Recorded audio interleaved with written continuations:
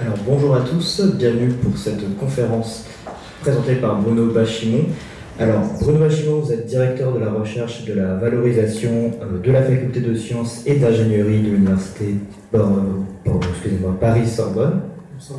Sorbonne Université. Vous avez été professeur, vous avez enseigné la logique, l'informatique documentaire et la philosophie numérique à l'Université de technologie de Compiègne, qui a une particularité assez intéressante, c'est de considérer les sciences humaines comme partie prenante de la formation des ingénieurs. Vos travaux de recherche y portent sur 3 sujets, la philosophie de la technique et du numérique, la conception documentaire dans les paradigmes numériques, du coup la théorie du support en fait aussi partie, et l'ingénierie des connaissances. L'ingénierie des connaissances, ça correspond à l'ontologie formelle, c'est-à-dire la sémiotique du discours informatique, et vous avez aussi développé une théorie quant à la raison computationnelle qui vise à rationaliser les comportements sociaux face à la transmission des connaissances via les supports numériques. La théorie du support, on en parlait tout à l'heure, vous allez nous en parler aujourd'hui. Elle a été publiée dans un ouvrage qui s'appelle « Le sens de la technique », et vous vous inscrivez dans la réflexion de l'école de Compiègne, dont on parlait tout à l'heure, qui vise à une inscription matérielle des connaissances par le biais des outils numériques. Votre théorie et vos hypothèses portent sur la connaissance et la dépendance entre la perception et la manipulation que l'on peut avoir du support. Dans votre réflexion, les propriétés matérielles ainsi que leur rôle conditionnent la configuration des modalités d'interprétation. Et vous avez imaginé le système technologique dans sa rationalité et son déploiement. Donc l'idée est de prendre des usages comme mode d'utilisation et de trouver une place pour les productions numériques dans le processus de construction des usages. Dans votre bibliographie, vous avez aussi développé d'autres réflexions comme l'analyse des liens entre l'homme et la technique, notamment numérique, avec une transversalité des disciplines axée sur la philosophie, l'histoire ou la culture, et une légitimité des ingénieries des connaissances en tant que discipline. Et vous opérez une médiation quant à l'accès des pratiques dans l'inscription des connaissances. Alors aujourd'hui, le thème de cette conférence est du calcul du sens à la rhétorique de l'intelligibilité, ou comment passer des systèmes experts aux outils numériques grâce à la théorie du support. Bruno Bachimon, je vous laisse la parole. Merci pour cette présentation. Des fois, ça donne l'impression d'avoir une rubrique nécrologique, comme je vous disais, qui est prête. Donc, maintenant, je peux partir tranquille. Le travail a été fait. Avant de commencer, je voulais d'abord remercier Franck pour cette invitation à cette masterclass et de me donner l'occasion d'échanger et de vous rencontrer. En plus, le format de masterclass me semble intéressant puisque d'abord c'est assez confortable pour le conférencier puisqu'il a la capacité de répéter ce qu'il a déjà dit ailleurs parce qu'il a un public qui, pour son style, est nouveau. Et donc, la nouveauté est plus du côté du public que du conférencier. Je m'excuse d'avance auprès de mes collègues qui ont déjà subi mes interventions, ils risquent de retrouver des choses déjà connues. Mais également aussi parce que le format masterclass, c'est tout à fait compatible avec la notion de recherche. Dans notre métier, nous, c'est enseignant-chercheur. Et souvent, on présente la recherche qui doit se faire malgré l'enseignement. En fait, c'est souvent le contraire. En tout cas, pour ma part, la recherche, ça a toujours été grâce à l'enseignement parce que s'adresser à un public qui ne connaît pas ce que vous allez raconter, ça force à devoir expliquer les évidences avec lesquelles vous cohabitez quotidiennement. Un peu lorsque, si vous avez des enfants, la première question qu'ils vous posent, pourquoi la nuit est noire? Et vous dites, ah, là, ça va pas être simple. Là, on a un petit souci, puisque comme vous savez, la seule manière d'expliquer que la nuit est noire, c'est l'expansion de l'univers. Donc, c'est pas aussi simple que son a l'air. Ou pourquoi est-ce que je souffle sur la soupe, elle refroidit? Vous voyez, il y a des trucs aussi simples. Eh bien, un physicien de haut niveau, il n'y pense jamais. Mais quand on s'adresse à une classe de licence ou de maîtrise, eh bien, il va falloir passer par ces évidences, puisque l'idée, c'est pas de reprocher aux étudiants ce qu'ils ne savent pas en arrivant, c'est d'arriver à ce qu'ils repartent avec les connaissances qu'ils devraient avoir. Et donc, la formation, c'est pas un point de départ, c'est un point d'arrivée. Et nous, on est là pour accompagner ce point d'arrivée. Donc, il y a une connivence entre la recherche et la formation qui est très forte. Et à ce niveau-là, je trouve qu'un format de masterclass, c'est bienvenu. Et donc, je remercie Franck à la fois pour le dispositif et également d'avoir eu l'amitié et la bonté de penser que je pouvais habiter ce dispositif et contribuer à le faire perdurer. Enfin, je dis ça maintenant parce que peut-être vous aurez un avis contraire dans 2 heures, mais ça, c'est une autre histoire. Alors, de quoi vais-je vous parler aujourd'hui? Donc, j'ai fait un titre incompréhensible, histoire de susciter l'attente et la perplexité. Alors Franck m'a dit, en fait, ce serait bien qu'on ait un parcours un peu biographique, puisque faut quand même comprendre comment tu as pu faire pour en arriver là. Voilà.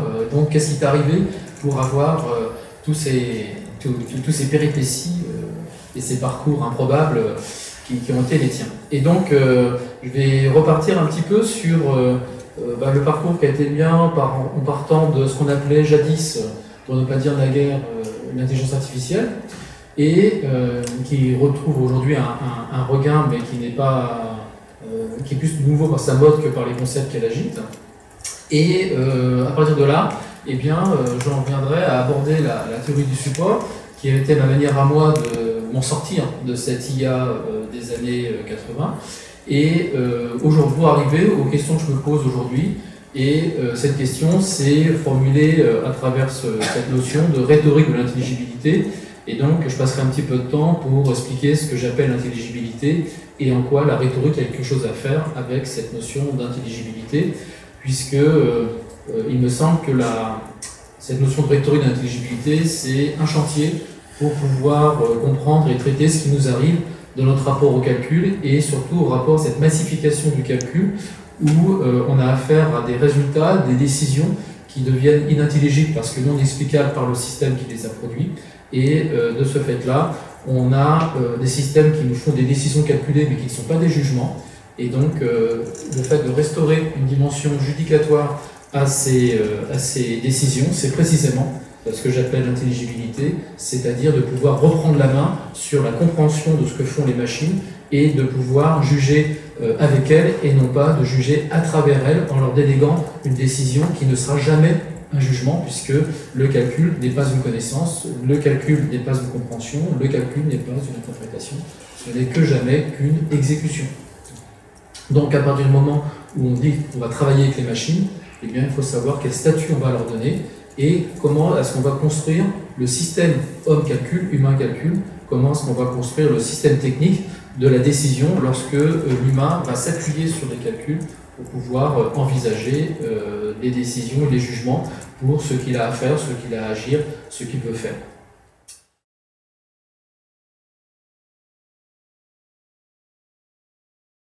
Alors, qu'est-ce qui fait que j'en suis arrivé à être là devant vous et quelles sont les turpitudes qui ont été les miennes pour pouvoir expliquer ce parcours malheureux? Eh bien, en fait, quand j'étais, je suis jeune, et donc je suis jeune ingénieur. C'est toujours surprenant quand un professeur dit qu'il a été jeune, hein, on voit bien le masse d'incrédulité sur les étudiants. Ils disent, ah bon, j'ai été jeune, oui, c'est incroyable. Un peu comme vos enfants qui vous demandent si vous avez connu la télécouleur. Voilà. Donc quand j'étais jeune, en école d'ingénieur, je faisais un peu comme tout le monde, des équations différentielles, après la prépa, un peu de stats, etc. Et puis j'ai découvert le cours de programmation logique. Et ça a été une révolution pour moi, dans la mesure où, pour la première fois, je me disais, on peut programmer les connaissances telles que nous, on les formule en langue naturelle. Et on peut confier à une machine un raisonnement, alors que jusque-là, on lui confiait un calcul.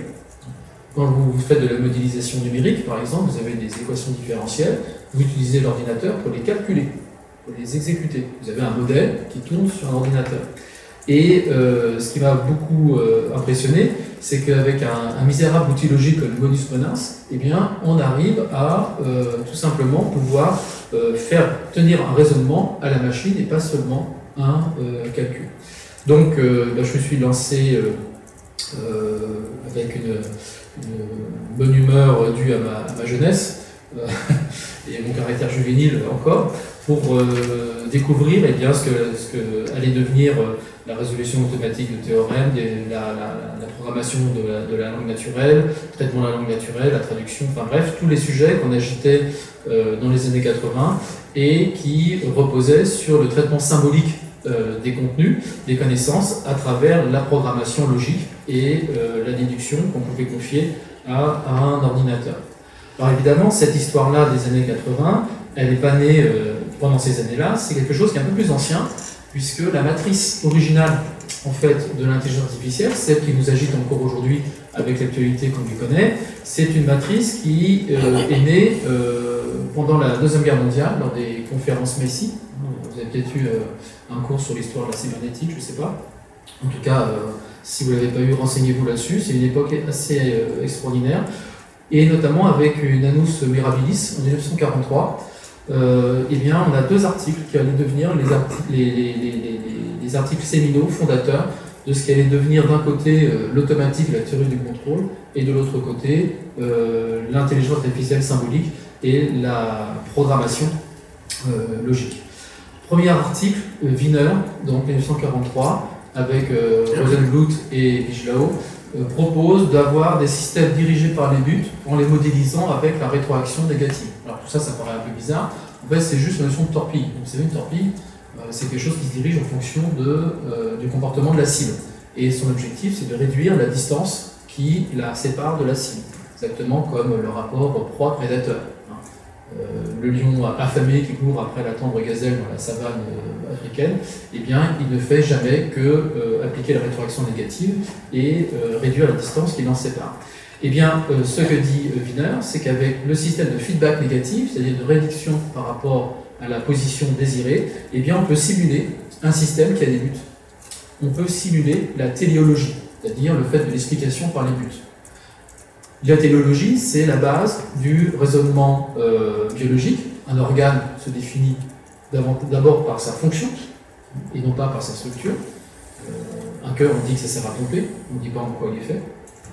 Et c'est également la base de la plupart des raisonnements humains. Donc à partir du moment où on sait modéliser la téléologie, eh bien on commence à se dire qu'on va pouvoir commencer à modéliser des systèmes qui ont des comportements intentionnels, c'est-à-dire des systèmes qui ont des comportements intelligents, dirigés par les buts, par les intentions qu'ils s'assignent. Donc premier élément, et comment ça allait se modéliser ça? Ça allait donner des équations qui aujourd'hui sont utilisées par les automaticiens, et qui permettent de faire la théorie du contrôle, et donc de permettre au métro d'être automatique, etc., de se comporter comme si il avait pour but de transporter des voyageurs et de ne pas freiner brusquement pour qu'ils s'écrasent tous contre la vitre avant, au moment de l'arrêt à la station. Donc cet élément de rétroaction négative était aussi intéressant dans la mesure où c'était une théorie générale du contrôle, c'est-à-dire qu'il s'appliquait autant pour le système artificiel que pour le système vivant. Et ça, c'était aussi une grande intuition de Wiener, c'était de se dire, il y a le même comportement lorsqu'il y a des troubles neurologiques que lorsqu'il y a un système de défense antiaérienne qui commence à défaillir. Et donc on observe en pratique le même régime oscillatoire, quand les gens commencent à trembler par exemple, lorsqu'ils veulent saisir un objet, et quand le système commence à osciller lorsqu'il veut tirer sur l'avion ennemi qui arrive. Et donc cette analogie de comportement a fait penser à Wiener qu'il y avait une explication commune. Et donc, on pouvait avoir une théorie commune du contrôle des systèmes vivants et artificiels. Et donc, d'avoir une abstraction partagée entre les systèmes intelligents, qu'ils soient artificiels ou naturels. Et donc, là, vous retrouvez les grandes considérations qu'il y avait dans les années 50, notamment avec Simon, et qui allaient être poursuivies par Alan Newell, qui était un peu l'ingénieur de l'IA dans le sillage de Herbert Simon. Autre grand article fondateur, c'est McCulloch et Pitt. McCulloch était un neurologue et Pitt était un mathématicien. Et c'est eux qui inventent la notion de neurone formel, qui aujourd'hui défraie un peu la chronique grâce aux algorithmes convolutifs qui permettent de programmer des réseaux de neurones. Alors, cet article, il montre qu'en modélisant le cerveau à travers des neurones formels, on arrive à montrer qu'ils ont la puissance d'une machine de Turing, c'est-à-dire d'un ordinateur. Et donc, à l'époque, l'ordinateur n'existait pas, en 1943. Donc, ce qu'on montre, c'est que la machine de Turing, qui était encore d'abstraction mathématique, le papier de Turing de 1936, eh bien, ils disent, les enfants, ne cherchez pas, on en a un, il est là-dedans. Nous sommes tous des machines de Turing embarquées. Donc, en fait, nous ne sommes jamais que des machines de calcul. Et ce qu'on appelle pensée n'est jamais que le calcul qui se passe dans nos cerveaux. Et là, c'est pas un point de vue extrinsèque, comme on l'avait déjà eu dans le rationalisme du XVIe siècle, Hobbes qui disait que le calcul c'est pas autre chose que la pensée, c'est pas autre chose que le calcul. Là, c'est un point de vue endogène, intrinsèque, c'est-à-dire c'est en analysant ce que serait le support cérébral, eh bien, on arrive à caractériser que c'est une machine calculante. Alors en fait, évidemment, ça donnait un paradigme de calcul, c'est ce qu'on appelle aujourd'hui les neurones formels, et le deep learning, par exemple, etc. mais la modélisation du cerveau par le neurone formel, elle, aujourd'hui, est totalement battue en brèche et récusée. Hein. Donc ça ne veut pas dire que la machine calculatoire des réseaux de neurones ne marche pas, la preuve, c'est qu'on voit aujourd'hui. En revanche, cette métaphore biologique ne fonctionne pas. C'est qu'une métaphore, en fait, c'est pas un modèle. Alors, ces deux disciplines, ça allait donner d'un côté ce qu'on a appelé l'informatique, hein, et de l'autre côté l'automatique, hein, c'est-à-dire comment les ingénieurs se sont emparés de la machine pour lui faire des choses que nous, on appelle intelligentes. Et donc, dès lors, ça a commencé à évoluer, et en 1958, lors d'une école d'été assez célèbre, au Dartmouth College, hein, je vous dis ça, avec le MTIA, ils se lèvent tous, chantent la Marseillaise, regardent la vidéo de gauche, et avec la boule dans le ventre et la gorge serrée, puisque c'est en 1958 que le terme IA a été forgé, notamment par deux grands noms, Marvin Minsky et John McCarthy.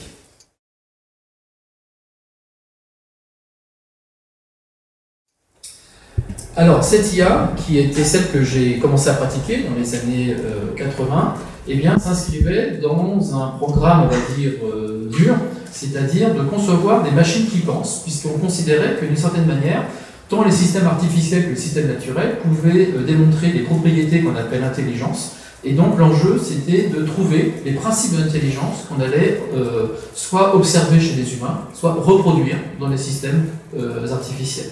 Et donc l'intelligence est la propriété de certains systèmes, comme le champ électrique va être la propriété exhibée par des systèmes magnétiques, etc. Donc il y a une naturalisation en fait, hein, de la notion d'intelligence qui est en fait tout simplement un comportement observable du système qui répond à certains types de propriétés, notamment calculatoires, c'est-à-dire que ce qui est à la base, c'était la principale hypothèse de l'époque, ce qui est à la base du comportement intelligent observé tant chez les humains, tant chez les animaux que dans les systèmes artificiels, c'est de pouvoir mobiliser des ressources calculatoires. Donc ça a donné lieu à la psychologie cognitive, ça a donné lieu à l'ingénierie des connaissances, ça a donné lieu à l'intelligence artificielle symbolique, les fameux systèmes experts qu'on évoquait dans les années 70-80, etc. Donc c'est une science spéculative, parce qu'elle porte sur des propriétés traditionnellement associées à la connaissance, à la philosophie de la science, etc., mais en même temps expérimentale, parce qu'elle naturalise la connaissance dans les systèmes et veut en faire une propriété observable. Donc beaucoup de philosophes à l'époque, d'ailleurs, on disait que grâce à l'IA, on passe d'une philosophie spéculative, désincarnée, à une philosophie de terrain, une philosophie expérimentale. Par exemple, Joël Proust, certains d'entre nous connaissent ce nom, eh bien, revendiquait cette posture de philosophie expérimentale grâce à l'informatique. Alors, pour vous situer un petit peu l'esprit du temps, petite citation de Warren McCulloch qui nous dit « Tout ce que nous apprenons des organismes nous amène à conclure non seulement qu'ils sont analogues à des machines, mais qu'ils sont des machines. Les machines faites de main d'homme ne sont pas des cerveaux, mais les cerveaux sont une variété très mal comprise de machines computationnelles. La cybernétique a contribué à effondrer la muraille qui séparait le monde magnifique de la physique du ghetto de l'esprit. » Donc ça vous explique que en fait, grâce à l'IA, le fait de venir à Montaigne plutôt qu'à la fac de sciences, c'est pas une erreur. C'est-à-dire que vous n'êtes pas enfermé dans le ghetto des sciences humaines et sociales, qui ne peuvent parler que d'elles-mêmes, etc. Parce que grâce à la cybernétique triomphante, eh bien, on va faire rentrer dans le régime de la science moderne le monde de la connaissance, de la culture et de l'esprit. Et donc, c'est la notion de ghetto de l'esprit, il faut vraiment le prendre au sens strict. C'est le fait de dire que les sciences humaines et sociales ne sont pas encore des sciences, elles attendent en fait, dans leur ghetto de l'interprétation, eh bien, de pouvoir aborder le régime scientifique de la répétition, de l'observation, du contrôle, à travers la médiation du calcul. Et ce programme-là a été assez systématiquement suivi. Hein, je vous fais grâce d'autres citations de John Hodgland, par exemple, etc., qui affirmaient le même type d'assertion. Alors, comment est-ce qu'on mettait ça en œuvre? Eh bien, justement, on allait travailler avec en gros, gros un double principe. Le premier principe, c'est un principe qui ne mange pas de pain, c'est le fait de dire quand je sais formaliser quelque chose, quand je sais le coder, je peux l'exécuter sur une machine. Donc c'est un principe d'effectivité. On le retrouvera aujourd'hui avec ce qu'on dira sur le calcul tout à l'heure. Le slogan, c'est tout ce qui est codable est exécutable. Si vous savez le coder, vous savez le programmer sur une machine. Et elle fait ce travail. Donc en gros, si vous savez coder une pizza, vous pouvez avoir une imprimante 3D de pizza, ce qui existe. Bon, d'accord, après il faut la manger. C'est la seule nouvelle qu'on va faire, mais à part ça, on peut avoir des machines, des imprimantes 3D de pizza.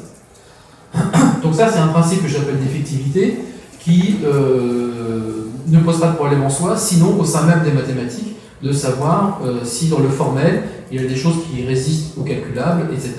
Mais ça, c'est un débat interne de mathématiques qui ne remet pas en cause que ce qui est codable devient manipulable et donc exécutable par une machine. Par contre, on a un deuxième principe qui est lui beaucoup plus fort et qui n'est donc pas exempt de question, c'est ce que j'appelle un principe de modélisation, c'est-à-dire le fait de dire que tout ce qui est de l'ordre du savoir, de la connaissance, tout ce qui s'exprime chez nous, les êtres humains, comme étant des connaissances, eh bien, on peut les formaliser. C'est-à-dire qu'on peut les traduire dans une notation logico-mathématique qui, à partir de là, eh bien, sera délégable à la machine, puisque la machine sait faire du formel. Et donc, si je sais formaliser les connaissances, eh bien, je peux avoir une machine qui met en œuvre ces connaissances. Et donc, c'est la notion de ces deux principes qui ont fait l'IA des origines. C'est le fait de dire, si je sais coder les connaissances, alors je sais les confier à une machine qui va pouvoir les mettre en œuvre à ma place, voire mieux que moi, puisque elle, contrairement à moi, elle ne fera pas d'erreur et elle ne sera pas fatiguée. Donc, l'idée de l'IA, c'est de formaliser les expressions de la pensée pour pouvoir les opérationnaliser dans les machines. Et donc, à ce moment-là, eh bien, du fait de ces deux principes, la machine possède réellement des connaissances. Ce n'est pas une métaphore, ce n'est pas une approximation, c'est le fait que ce qu'on va extraire de nos connaissances sous une forme formelle sera la quintessence de ces connaissances. C'est-à-dire que la langue naturelle n'est qu'une expression maladroite des connaissances, et le fait d'extraire ce que les connaissances en langue naturelle possèdent comme connaissances, c'est-à-dire leur contenu gnoséologique, eh bien, ça sera la formalisation qui permettra d'en faire la quintessence.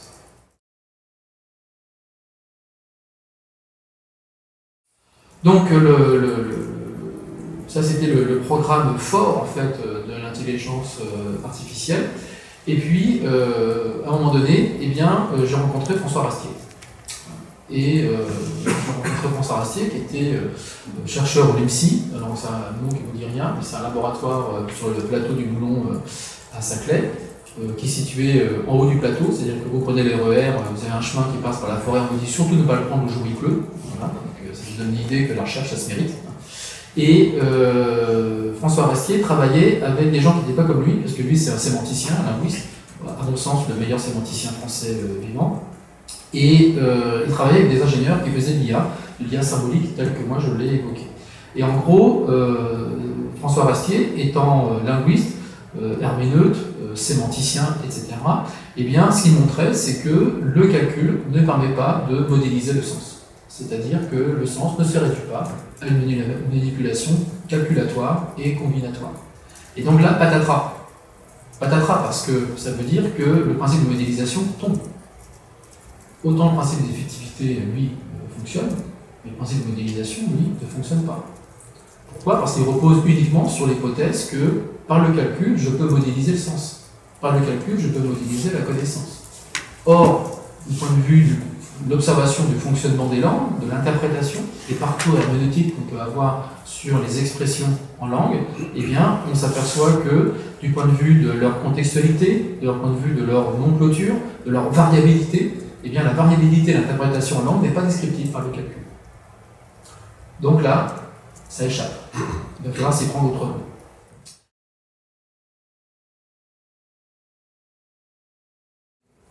Après, deuxième rencontre, on en a parlé hier, notre ami Bernard Stiegler.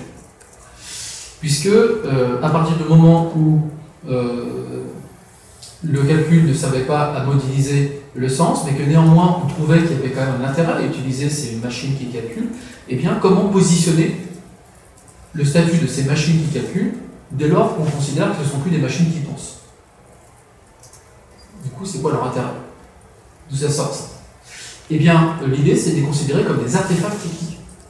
Et ça, c'est Stigler qui m'a permis de comprendre ça, c'est-à-dire qu'ils ont la même position, non pas comme étant des machines qui vont me remplacer parce qu'elles seraient aussi intelligentes que moi, mais c'est le statut de machines comme les marteaux qui m'aident à enfoncer un clou que je ne saurais pas faire tout seul. C'est-à-dire que la machine qui calcule, c'est pas une machine qui pense, mais c'est une machine qui m'aide à penser. Parce qu'elle me permet de faire des opérations calculatoires, combinatoires, que je serai incapable de faire tout seul. Donc elle m'apporte un outil pour systématiser ma pensée, pour l'explorer, pour définir les espaces de possibles à partir de là, mais en aucun cas, évidemment, la machine de pense. Le marteau, il sert à enfoncer les clous, mais c'est pas lui qui enfonce les clous, c'est moi qui utilise le marteau. Et là, c'est pareil. Et donc, Rastier plus Stigler égale technologie cognitive. Oui, c'est ça. Voilà, c'est les deux rencontres qui m'ont fait basculer du côté obscur de la technique et en délaissant l'aspect entre guillemets scientifique, c'est-à-dire de vouloir considérer que l'intelligence est un objet scientifique qu'il faut naturaliser. Ça, j'ai abandonné ce programme-là dans ces années-là pour avoir un programme plus technologique, d'ingénierie des connaissances, ou comment est-ce qu'on peut concevoir des machines qui nous aident à penser, et donc de considérer que la connaissance n'est pas un objet scientifique au sens naturalisation à mener, mais c'est un objet à interpréter comme étant la propriété partagée entre un homme, un humain et son environnement technique. Et donc la connaissance, c'est la propriété partagée d'un écosystème, d'un système entre les êtres humains et leur environnement technique, c'est-à-dire qu'on pense à travers nos outils, on pense avec nos outils, de telle manière que si on supprime ces outils, on a même du mal à penser.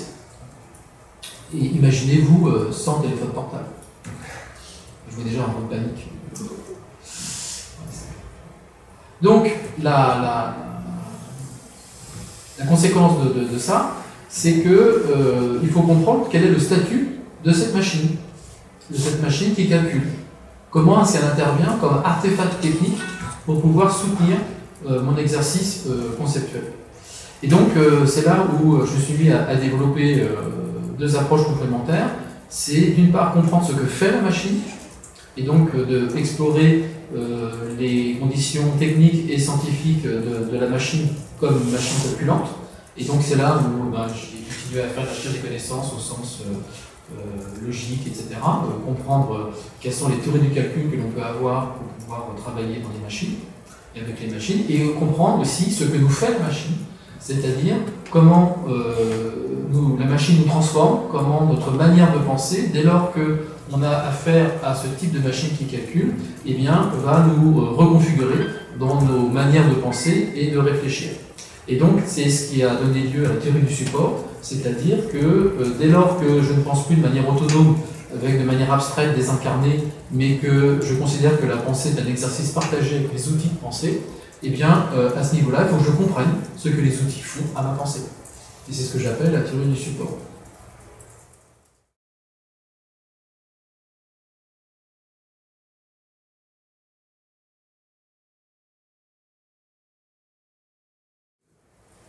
Voilà. Alors, théorie du support. Qu'est-ce que j'entends par là? Alors, c'est un système de thèse que j'ai développé, que je dirais que c'est une théorie matérialiste de la connaissance, mais qui n'est pas réductionniste. Alors, qu'est-ce que ça veut dire? Théorie matérialiste de la connaissance, c'est le fait de dire qu'il n'y a pas de connaissances abstraites, il y a toujours des connaissances qui sont corrélées à des inscriptions matérielles de ces dernières. Toute connaissance est inscrite. Il n'existe pas de connaissance abstraite en tant que telle. Mais aucune inscription n'est une connaissance. Ça, c'est le côté non réductionniste. Pour ça, il faut une dynamique interprétative qui est, jusqu'à aujourd'hui, l'apanage des systèmes vivants, et en particulier des systèmes humains. Donc, vous voyez un peu le double jeu. Toute connaissance s'appuie sur l'inscription, mais aucune inscription n'est une connaissance, parce que pour qu'elle le devienne, il faut qu'elle soit interprétée. Et ça, c'est le jeu d'une dynamique cognitive, qui est l'apanage de certains systèmes vivants, et en particulier des systèmes humains. Mais si toute connaissance est une inscription, et que la connaissance est l'interprétation de cette inscription, eh bien ça veut dire qu'il faut étudier en quoi l'inscription conditionne l'interprétation. Donc, est-ce que je vais avoir des types de supports qui vont influer sur la manière d'interpréter? Et c'est ça où la théorie du support devient une théorie qui va essayer de définir les couples entre type de support, type de pensée. Dis-moi quel est ton support, je dirai comment tu penses. C'est ça l'idée.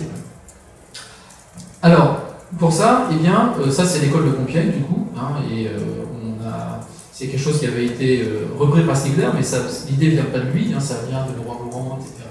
Et donc toute la tradition de l'anthropogénèse comme technogénèse, c'est-à-dire le fait de dire que l'humain devient humain comme humain, sentant, pensant, cognitif, à partir des outils dont il s'est doté. Il y a une très belle page de Leroy-Gourand là-dessus, hein, où la syntaxe cognitive naît de la syntaxe opératoire des gestes techniques, dans le geste et la parole.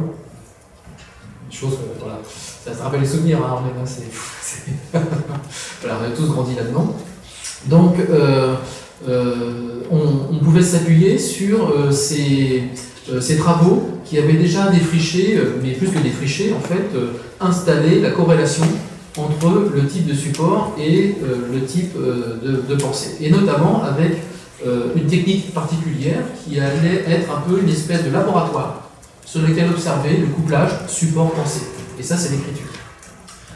Donc l'écriture, ça a été très étudié à la fois par les anthropologues, comme Goody, on en parlera tout à l'heure, avec sa notion de raison graphique, et également par les historiens de l'écriture, Chartier, etc., qui ont montré en quoi la culture a évolué avec les différentes strates de l'écriture. On n'a pas toujours écrit de la même manière, et en même temps on s'aperçoit que lorsqu'on change de manière d'écrire, eh bien la culture se refaçonne, se reconfigure à ce moment-là. Alors évidemment, ce n'est pas des rationalités, des corrélations d'une synchronicité totale, hein, parce qu'il y a toujours des tendances de la culture, mais en revanche, il y a des corrélations qui sont manifestes. Et corrélations qui sont agnostiques sur la causalité, bien sûr. L'idée, c'est pas de faire une théorie déterministe de la pensée à partir du support et réciproquement. Mais en fait, il y a des corrélations qui sont troublantes, tout simplement parce que notre meilleure manière de décrire ce couplage, c'est une espèce de co-construction. Hein, pour faire chier, on parlerait de co-individuation, etc. Mais ça, c'est bien la pornographique.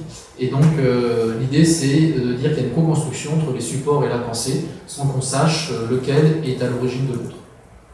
Alors, ce que vont nous livrer les historiens de l'écriture, les anthropologues de l'écriture, etc., eh bien, c'est de pouvoir comprendre ce que l'écriture a fait à la pensée, ce que l'écriture a fait à l'humain, lorsqu'elle a émergé, lorsqu'elle est apparue comme technique.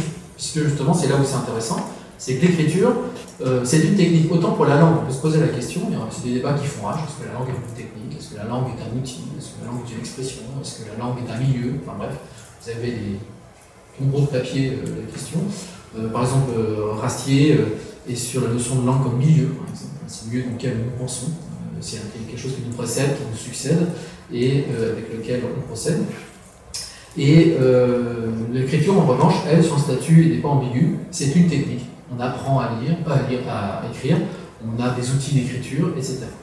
Et donc, comment l'écriture comme technique apparaît? Eh bien, elle succède à un stade qu'on appelle grossièrement l'oralité, sachant qu'une oralité pure, évidemment, n'existe pas. Hein, il y a toujours eu du graphique et des outils graphiques dans toute culture, mais néanmoins, l'idée, c'est que l'écriture succède à un stade pré-écriture, on va dire, voilà, où le rapport au contenu passe essentiellement par l'oralité, même si on sait bien que c'est jamais exclusivement par l'oralité. Et ce qui est intéressant, c'est de se dire, eh bien, quelle sera la vision du monde lorsque on parle d'une culture qui repose sur l'oral.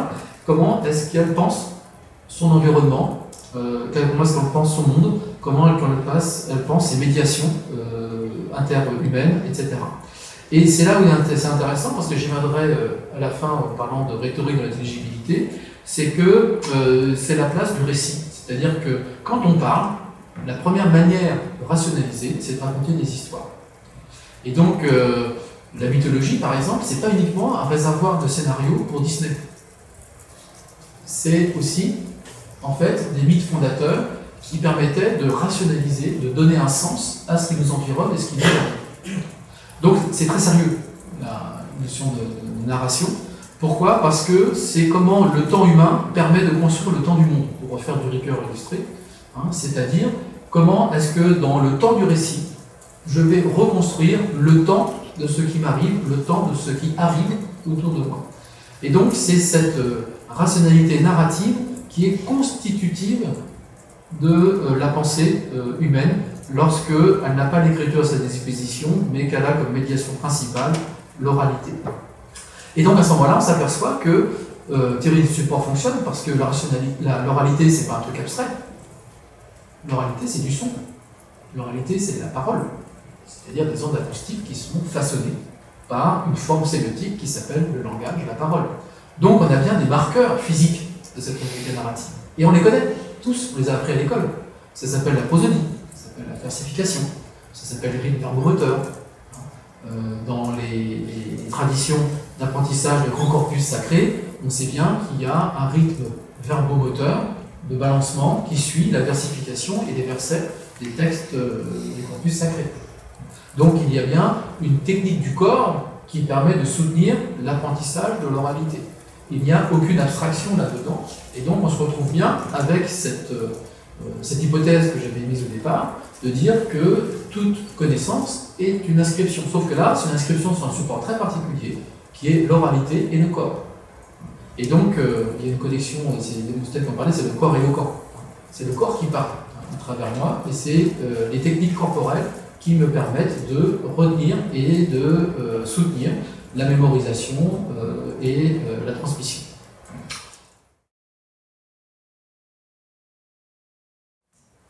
Par rapport à cette rationalité première, qui est une rationalité, évidemment ça veut dire qu'on n'attend pas l'écriture pour qu'il y ait la raison, on n'attend pas l'écriture pour qu'il y ait l'histoire, on n'attend pas, etc.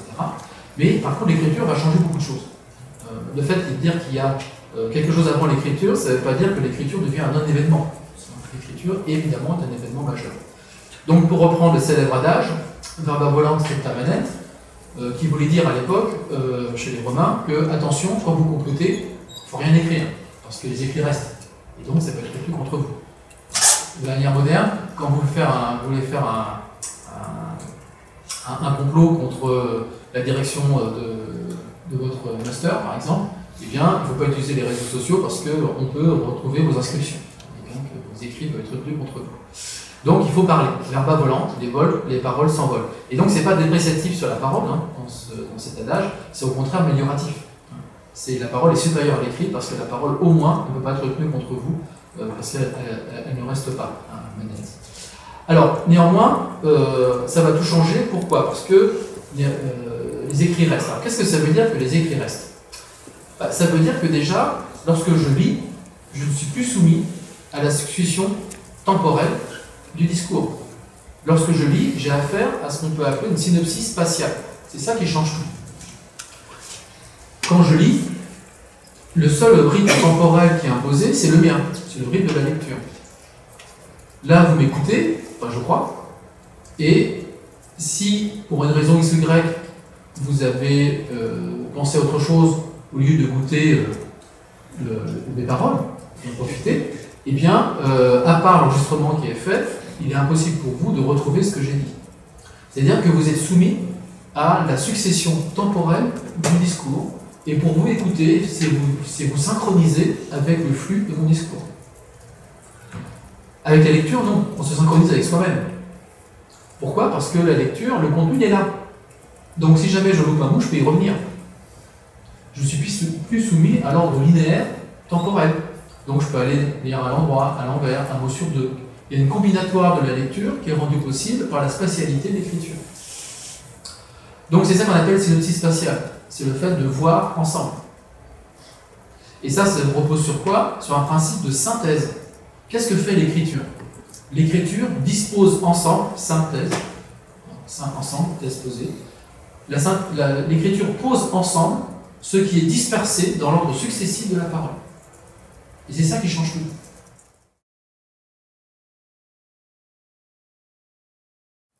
Alors, je fais toujours mon exemple après, mais en fait, je devrais le mettre plus tôt. Voilà. Prenons un petit exemple.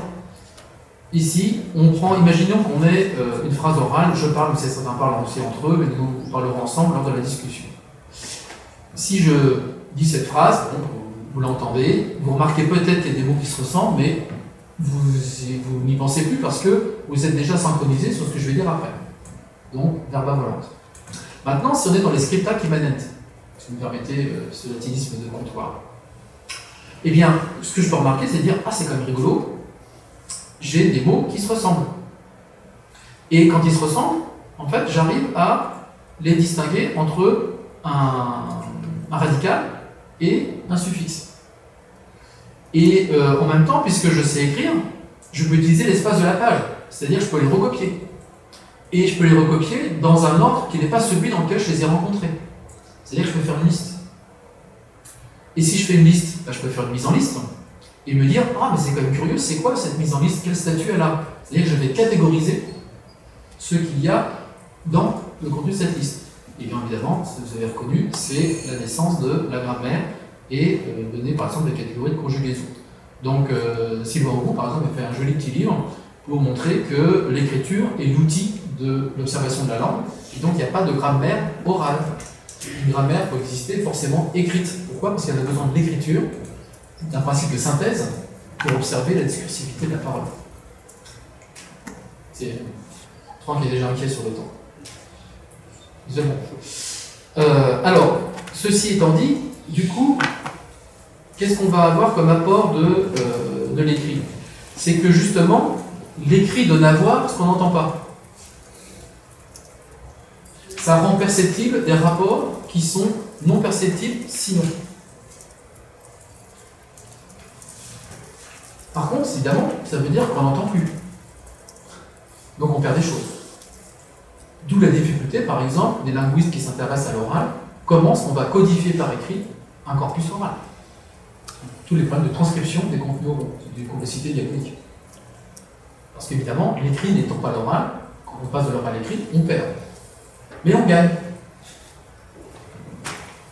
Et si on gagne, eh bien, qu'est-ce qu'on va gagner? Précisément la synthèse qui permet d'avoir une synopsis et qui du coup permet de voir les choses ensemble qui ne sont pas audibles sinon.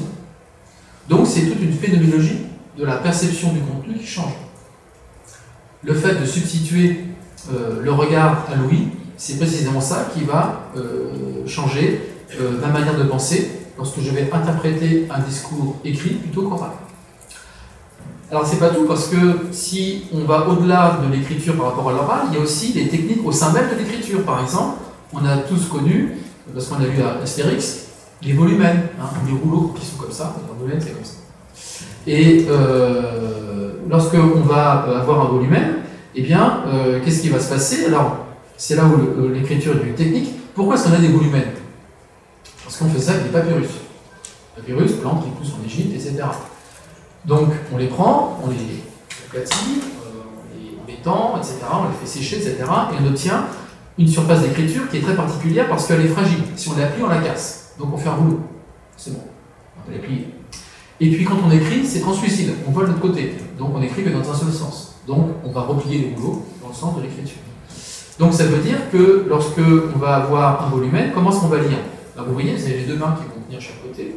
Hein. Éventuellement, vous allez les poser pour faire attention à ce qui tombe sur chaque côté. Et vous allez lire, un peu comme une cassette VHS que vous avez peut-être connue, eh bien, on va lire ce qu'il y a dans les roulements entre les deux bandes.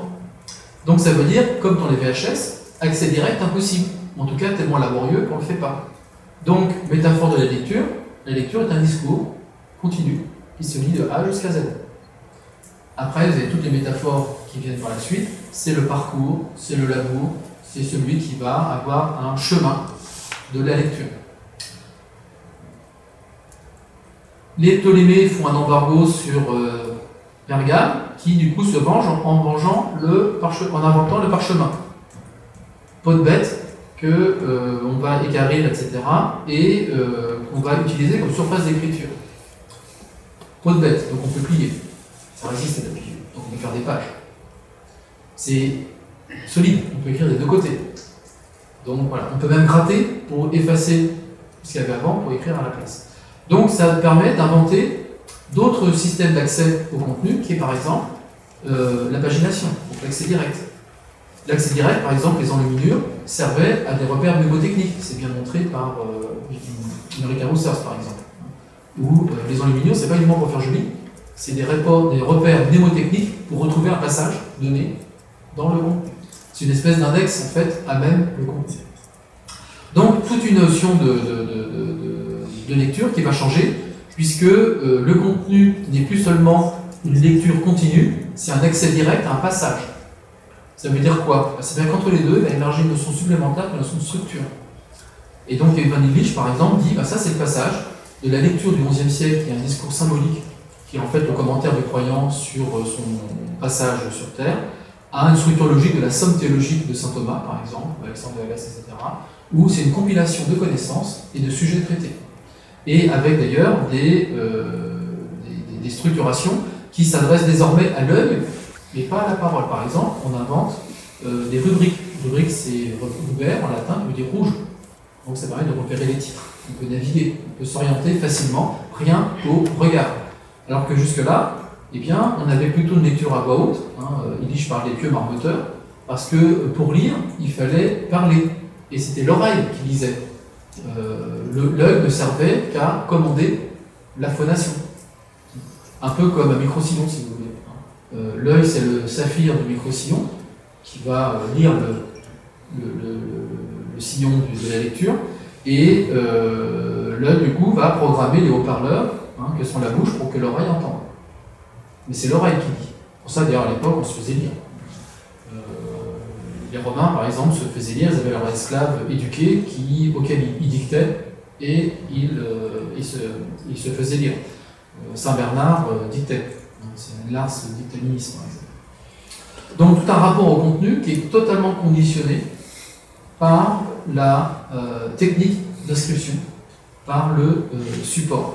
Et c'est ça qui est tout à fait intéressant, c'est que là, on commence déjà à voir que avec simplement le passage du volumen de Quidex, qui on peut dire c'est simplement un avatar d'une certaine technologie d'écriture, eh bien ça correspond bien à une manière de penser qui s'est reconfigurée, une pensée, un rapport au monde, où le monde ne se structure pas exactement de la même manière, il se structure de discours narratifs qui vont raconter son histoire à une mise en forme logique qui va le structurer en questions-réponses sur des sujets avec un catalogue déjà connu, catalogué, l'exemple étant la somme théologique de saint Thomas, bien évidemment.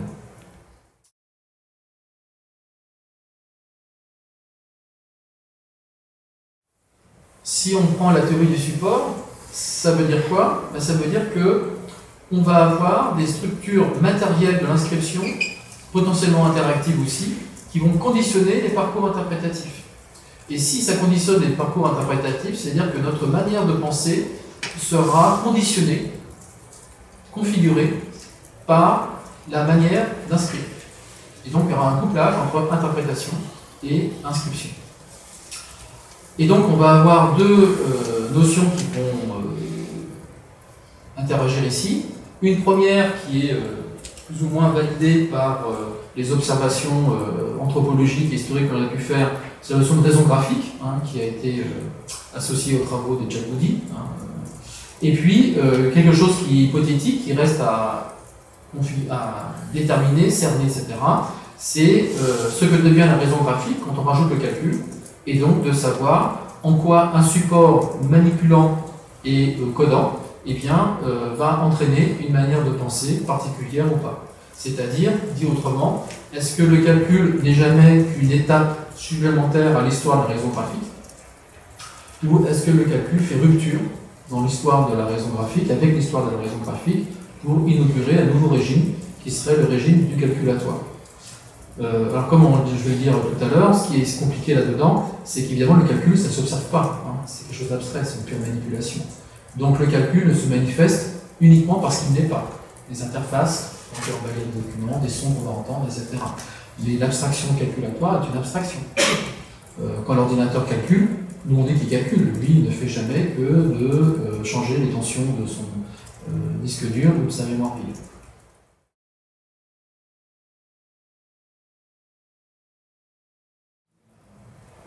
La raison graphique, qui a été forgée par par Goody, c'est précisément comprendre quelles sont les conséquences du passage de la succession temporelle à la synopsis spatiale, et donc de voir en fait comment se conditionner et quelles sont les conséquences des rapports spatiaux qui deviennent visibles alors qu'ils n'étaient pas audibles. La raison graphique là-dedans va donner lieu à 3 structures essentielles qui vont être proposées par Goody. Sachant qu'il faudrait en toute rigueur rajouter la notion de schéma, que Goody ne considère pas parce que le schéma est une notion graphique mais pas strictement scripturaire, et donc il ne prend pas forcément ça en compte. Mais c'est vrai que la notion de schéma devrait appartenir au monde du graphique. Alors, lui, il recense 3 structures fondamentales, liste, tableau, formule, tout simplement parce que ce sont des possibilités offertes par le caractère bidimensionnel de la page d'écriture et le conditionnement syntaxique et formel que peut avoir l'écriture. C'est-à-dire que le premier, la liste, c'est rassembler comme on l'a fait avec la liste grammaticale. Donc la liste permet de catégoriser un contenu. Le tableau, lui, il va permettre de rationaliser et systématiser un ensemble de contenus grâce à la synopsis spatiale. Et ce qui est intéressant dans le tableau, c'est que, comme on l'a vu avec le tableau de Mendeleïev, dont on fête l'anniversaire cette année, eh bien, c'est que même les cases vides ont un sens. Et ça, c'est tout à fait intéressant, c'est-à-dire que vous avez une disposition graphique qui, simplement par sa topologie, est déjà signifiante. Et donc, chaque case d'un tableau possède un sens du fait de sa position dans le tableau. Ce qui est d'ailleurs au niveau des technologies cognitives assez intéressant, parce que le tableau, c'est le premier outil réussi de synthèse du local et du global. C'est-à-dire que localement, chaque case a un contenu qui véhicule un certain sens, et en même temps, ce sens est pris dans la globalité du tableau, c'est-à-dire qu'on montre à la fois le positionnement de la cellule, de la case dans l'ensemble, et en même temps le contenu de la cellule. Donc je peux toujours interpréter en même temps le local et le global grâce au tableau. Là où ça pose des problèmes, c'est quand on a des tableaux qui sont plus synoptiques. On a tous connu ça avec notre outil privilégié qui est Excel. Quand vous avez un tableau qui ne rentre pas dans l'écran, et on s'aperçoit qu'il ne comprend plus rien. Parce que tout simplement, on a rompu cette dialectique locale-globale qui est celle du tableau. On n'a toujours pas dépassé ça au niveau des interfaces humain-machine aujourd'hui. Et le dernier aspect, c'est la formule, c'est-à-dire utiliser des écritures qui ne sont pas des langues, qui sont au plus des langages. Des écritures qui renvoient à aucune oralisation. Alors on avait la formule magique, qui opérait par sa seule forme, indépendamment de la compréhension qu'on pouvait en avoir, d'où le latin cuisine de Harry Potter, Oculus Reparo. Ça veut rien dire, mais, enfin si, ça veut dire on comprend quelque chose, mais c'est le latin de cuisine, et en même temps ça marche uniquement parce qu'on le profère. Elle n'opère pas par son sens, elle opère par sa signifiance, par sa matérialité signifiante. Les mathématiques, c'est pareil. Si vous êtes ici, c'est imagine que vous n'avez pas eu un grand passé une affinité particulière en mathématiques, et gros intérêt des mathématiques, c'est qu'on peut les manipuler sans les comprendre. Alors des fois c'est bien parce que même si on les a compris une fois, ça va aller plus vite. Et puis des fois, ça permet de voyager à l'aveugle, à me dire, moi je comprends rien, mais peut-être que le prof il va trouver ce qu'il veut, lui, veut lire. C'est la grande force de ces langages. Et comme dit Rastier, il faut bien distinguer langue et langage. Un langage n'est pas une langue. Une langue, c'est quelque chose d'humain. Le langage, c'est artificiel. C'est une faculté philosophique, anthropologique, ou c'est quelque chose d'artificiel. Les langages de programmation, c'est les langages de formalisation. C'est des choses qui ne correspondent à aucune langue et aucune oralisation. Un théorème oral n'existe pas. Il n'y a que des théorèmes écrits.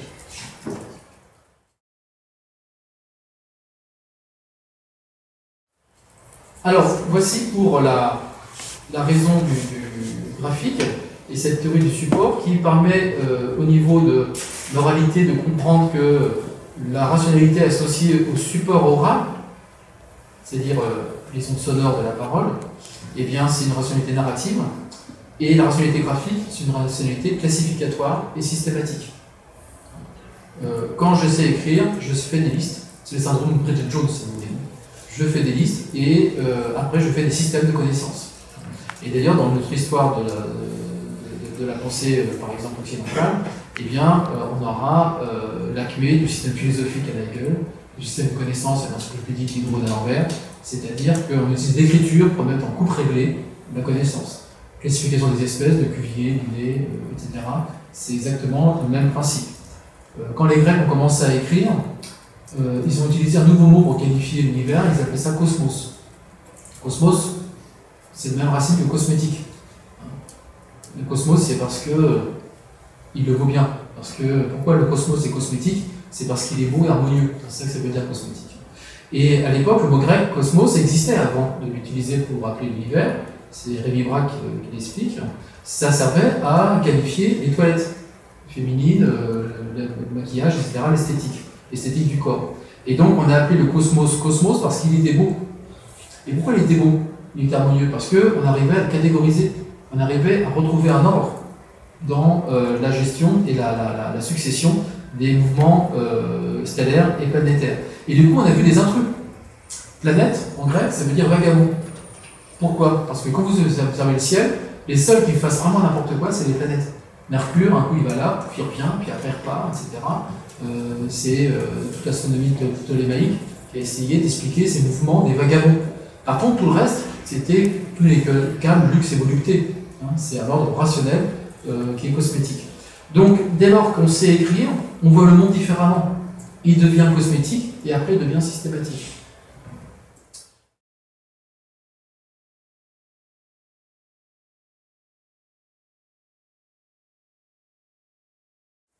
Alors, qu'est-ce que va faire le numérique là-dedans?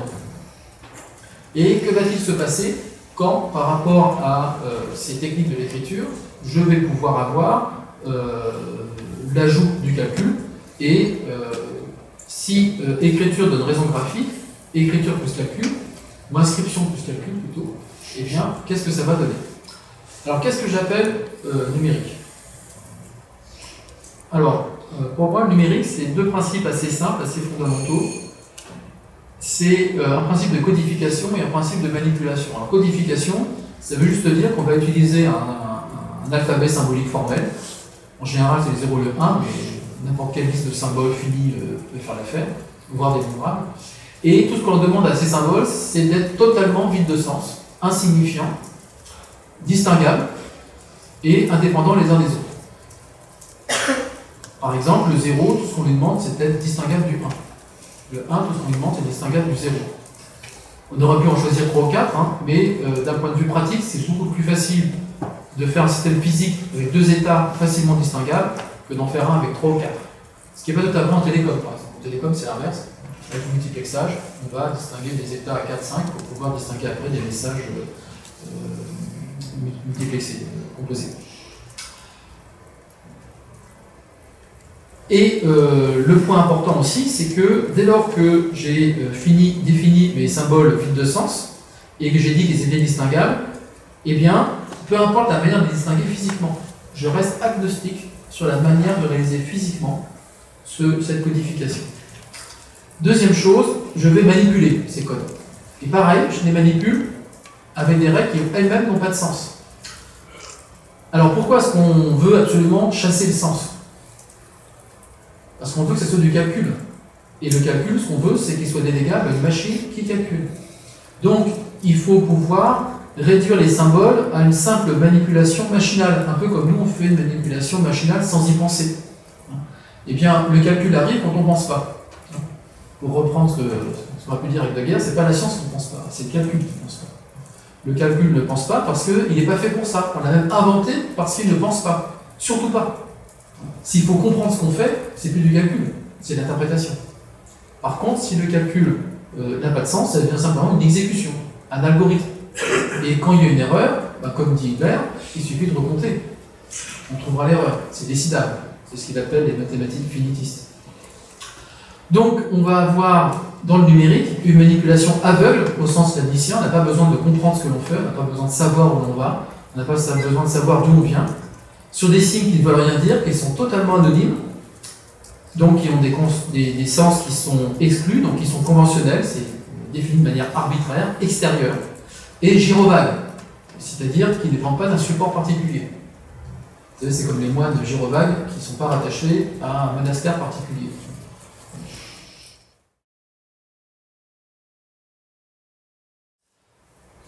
Donc ça veut dire que cette caractérisation du numérique va se traduire par une double coupure. C'est une coupure sémantique. Les symboles n'ont pas de sens. L'interprétation leur est extérieure. Et une coupure matérielle, ils sont indépendants de l'implémentation qui va être faite.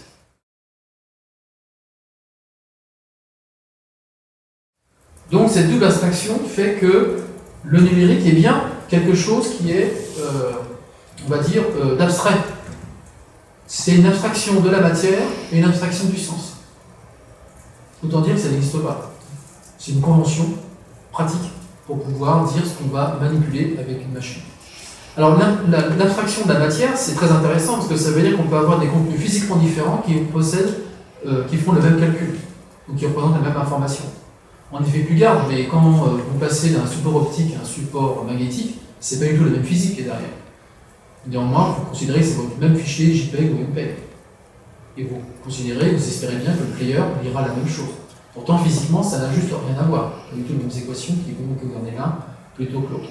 Donc ça, c'est bien parce que cette implémentation matérielle permet aux gens qui travaillent sur le numérique de ne pas savoir comment physiquement c'est fait. Bonne nouvelle, on peut apprendre à programmer sans être un physicien de la physique du solide. C'est très pratique. Deuxième chose, on peut programmer sans savoir ce que ça veut dire. C'est plus pratique. Mais on peut programmer sans savoir ce que ça veut dire et surtout avoir une idée du sens qui soit différente de celle de ses usagers. C'est le drame de la modélisation et de la conception des systèmes informatiques. Le sens que voit le programmeur n'est toujours pas le sens que voient les usagers. C'est le grand drame. Et pourquoi? Parce que tout simplement, le système il s'en fout. Le système il s'en fout parce qu'il calcule. Alors, on va avoir des conventions arbitraires techniques pour le contenu et qui vont être arbitraires, c'est-à-dire qu'elles sont extérieures aux 0 et 1. Le même 0 et 1 peuvent être lus comme une image, par exemple, ou comme un son. Vous prenez votre binaire, vous donnez à lire un player audio, vous entendez quelque chose.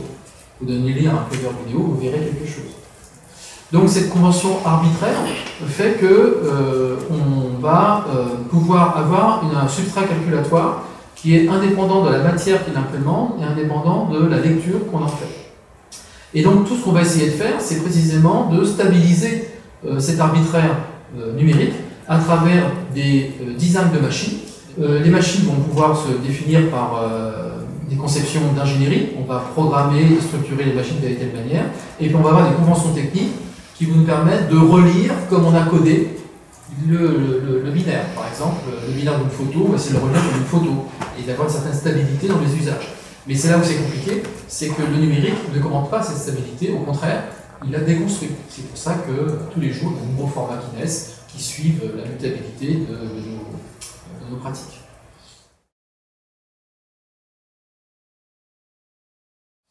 Alors un petit exemple de la mutabilité, de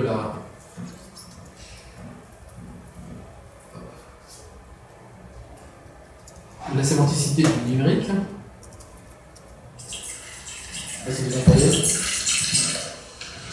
Incroyable, non? Cet appareil est le USB Wine et c'est génial. Et maintenant, vous aussi, vous pouvez accéder à cette extraordinaire technologie depuis chez vous. Regardez comment fonctionne cet appareil révolutionnaire. Vous branchez l'USB Wine à votre ordinateur.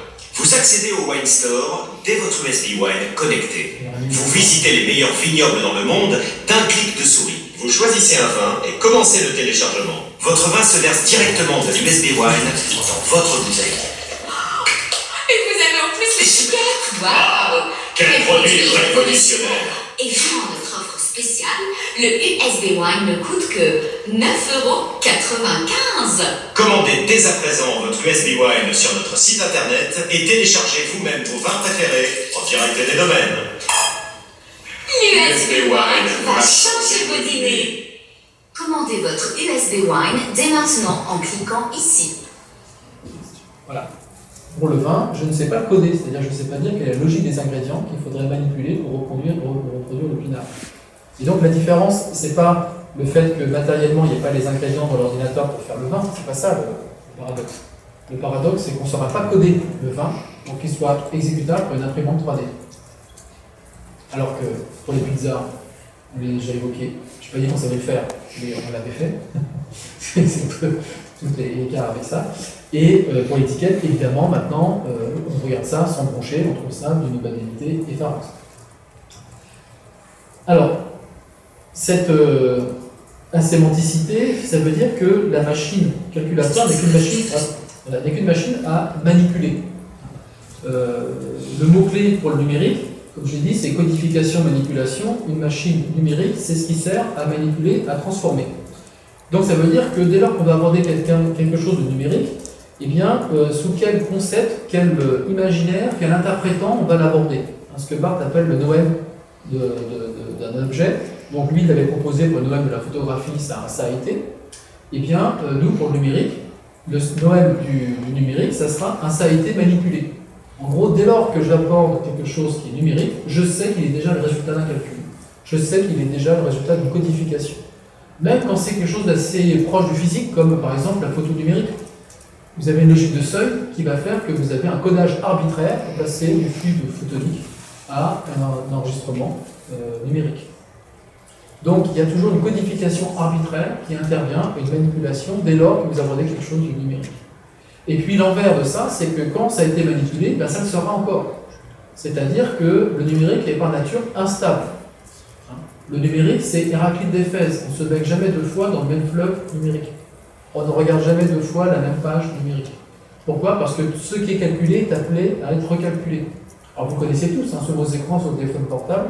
Quand vous regardez une image, elle est recalculée en temps réel. L'affichage est un calcul permanent qui est refait, ce qui fait que lorsqu'on a un panne de batterie, on ne peut pas voir les images. Il faut l'énergie pour les voir.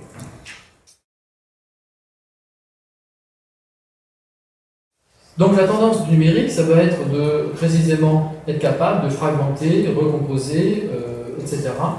De pouvoir remanipuler tout azimut le contenu, permettant de mettre en œuvre à travers le numérique ce qu'on peut appeler une étape de la grammatisation. Grammatisation, donc c'est un terme qui a été utilisé plusieurs fois par Derrida. Moi, je comprends plutôt le sens qui est présent chez Sylvain Auroux, c'est-à-dire le fait d'avoir un processus technique qui permet de rendre manipulable un média d'expression. Donc typiquement, l'écriture et la grammatisation de la parole le rend manipulable. Le numérique est une grammatisation de l'écriture. Et comme le numérique, c'est le codable comme tel, en fait, tout ce qui est codable devient exécutable, et le codable étant arbitraire, eh bien la grammatisation, dans cette acception, trouve dans le numérique son aboutissement. C'est-à-dire, c'est la réduction au pur manipulable.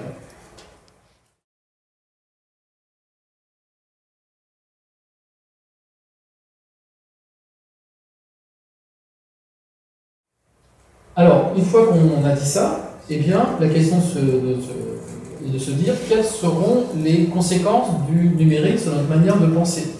Alors là, c'est assez compliqué parce que, comme on l'a dit, le numérique, c'est pas quelque chose qui s'observe. Ce que j'observe, c'est des artefacts qui calculent. Mais ce que je vais avoir, c'est cet écran qui va me montrer quelque chose qui se voit, qui s'interprète comme étant en fait un facsimilé d'une page d'écriture, sauf qu'elle est produite par le calcul et qui s'affiche grâce au calcul. Donc, le computationnel, on peut l'aborder à travers ce qu'il change dans les catégories de ce qu'il précède et de ce qui va le mobiliser. Le computationnel, on l'observe à travers un graphique aménagé, en quelque sorte. Et c'est le déplacement par rapport au graphique. C'est pour ça qu'on peut avoir des catégories du computationnel qui reprennent peu ou prou les catégories du graphique. Par exemple, la liste devient un programme qui s'exécute, alors qu'avant c'était une catégorisation. Le tableau, qui était un système, devient un réseau, qui devient une organisation qui permet de réguler les interactions. La formule, ça va devenir en fait quelque chose qui se manipule indépendamment de ce qu'il signifie et de ce qu'il réalise. C'est la notion de couche en informatique. Et puis enfin, le schéma graphique, qui est utilisé par les ingénieurs. Et bien aujourd'hui, les ingénieurs font des maquettes numériques, c'est-à-dire un schéma qui devient interactif et calculé. En revanche, est-ce qu'il y a une raison computationnelle qui aurait une catégorie qui serait originaire, propre au numérique? Je n'en sais rien. En tout cas, si elle existe, elle est difficile à traquer parce que précisément, il faudrait avoir le moyen de l'observer. Or, le numérique étant du calcul, il ne se manifeste qu'à travers l'objet calculé, c'est-à-dire ce qui n'est pas du calcul.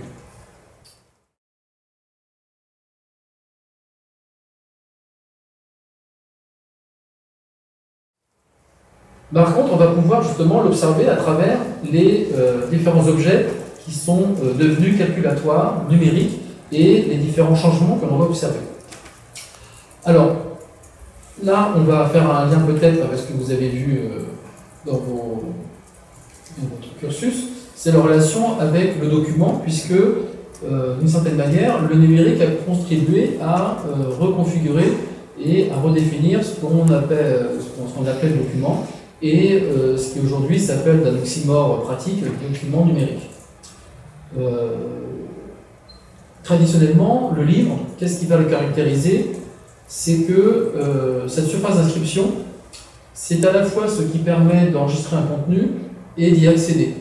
Autrement dit, je n'ai pas besoin d'un artefact particulier, sinon, comme dirait Stigler, de ma prothèse que sont les lunettes, mais à part cette prothèse qui m'équipe, moi, je n'ai pas besoin d'équiper le document.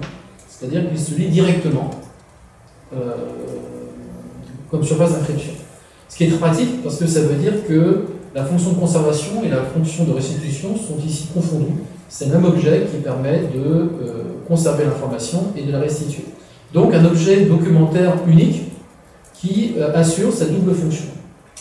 Avec l'invention des médiums technologiques, je dissocie la ressource qui préserve de la vue qui donne à lire. Donc par exemple, avec l'audiovisuel, j'ai une ressource machinique qui n'est pas adressée à l'humain, qui est adressée à la machine, qui va le décoder pour pouvoir restituer une image, un son, etc. Et avec le numérique, c'est le même principe, sauf que, au lieu d'avoir un système physique qui va de manière dédiée décoder les ressources pour pouvoir donner quelque chose à lire, ou à voir, ou à entendre, eh bien je vais avoir un calcul, c'est-à-dire une manipulation arbitraire du contenu, et qui va pouvoir être contextuel et à chaque fois dynamiquement recomposé. Donc ça veut dire qu'avec le numérique, une même ressource peut être lue de plein de manières différentes et en déconstruisant la relation qui existe et la nivocité qui existe entre la ressource et ce dont elle est la ressource, c'est-à-dire ce qu'elle peut donner à lire. Donc toujours la même question, c'est quand je suis en face d'un écran, comment est-ce que je peux savoir que ce que je lis, ce que je vois est bien conforme à ce qui est enregistré, ce qui est sur le disque dur. Dans les années 90, Microsoft avait sorti la version 6 de Word, et le format d'enregistrement ne correspondait pas à ce qui était sur l'écran. Et donc, quand vous envoyez en pièce attachée, par exemple, des mails de l'époque, votre fichier Word, eh bien, vous envoyez des morceaux arbitraires du disque dur associés à votre fichier. Donc, en gros, ce que vous aviez enregistré et envoyé n'était pas ce que vous aviez vu sur votre écran. Et donc, avant que Microsoft fixe le bug, eh bien, il y avait interdiction des entreprises d'enregistrer ce format Word, il fallait utiliser le format RTF et communiquer uniquement avec RTF. C'était bien l'exemple, en fait, que ce que je vois n'est pas ce qui est enregistré, et ce qui est enregistré n'est pas ce que je vois.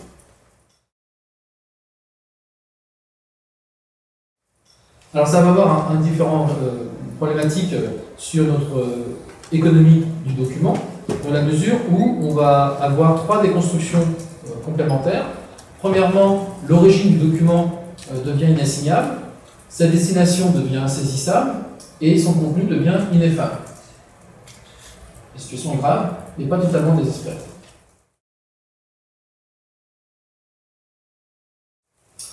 Alors, origine inassignable. L'idée, c'est de dire que ce que je vois sur l'écran, quelle peut être son origine, quelle peut être la source qui me permet de rendre compte de ce que je vois. Alors, on a un premier réflexe qui est de dire, c'est simple, c'est le code. Le code, c'est ce qu'il y a dans la machine et qui produit ce que je vois. Mais non, parce que le code, ce n'est jamais qu'une interface que possède un programmeur pour pouvoir décrire le comportement voulu de la machine. Ce qu'il y a dans la machine, c'est les 0 et les 1. Donc, le code n'est qu'une interface permettant d'adresser, de manipuler la ressource qui est au sein de la machine. Donc, dès lors que je vais avoir un contenu numérique, on va avoir la question de savoir quelle est la correspondance qu'il y a entre ce que je vois et ce qui est enregistré, et de ce fait, la comparabilité, la commensurabilité des différentes vues que je peux avoir les unes par rapport aux autres. Donc, on va avoir la difficulté de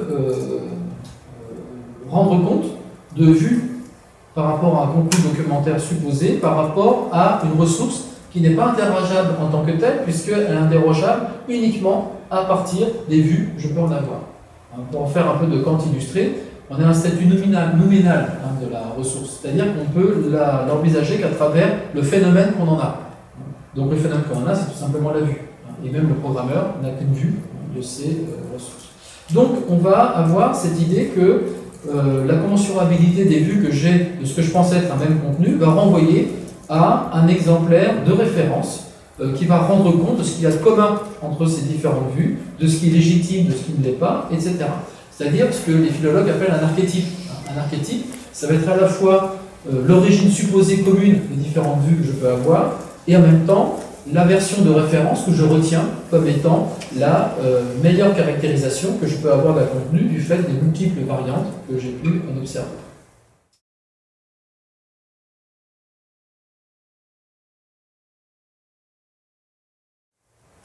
Alors j'utilise volontairement la notion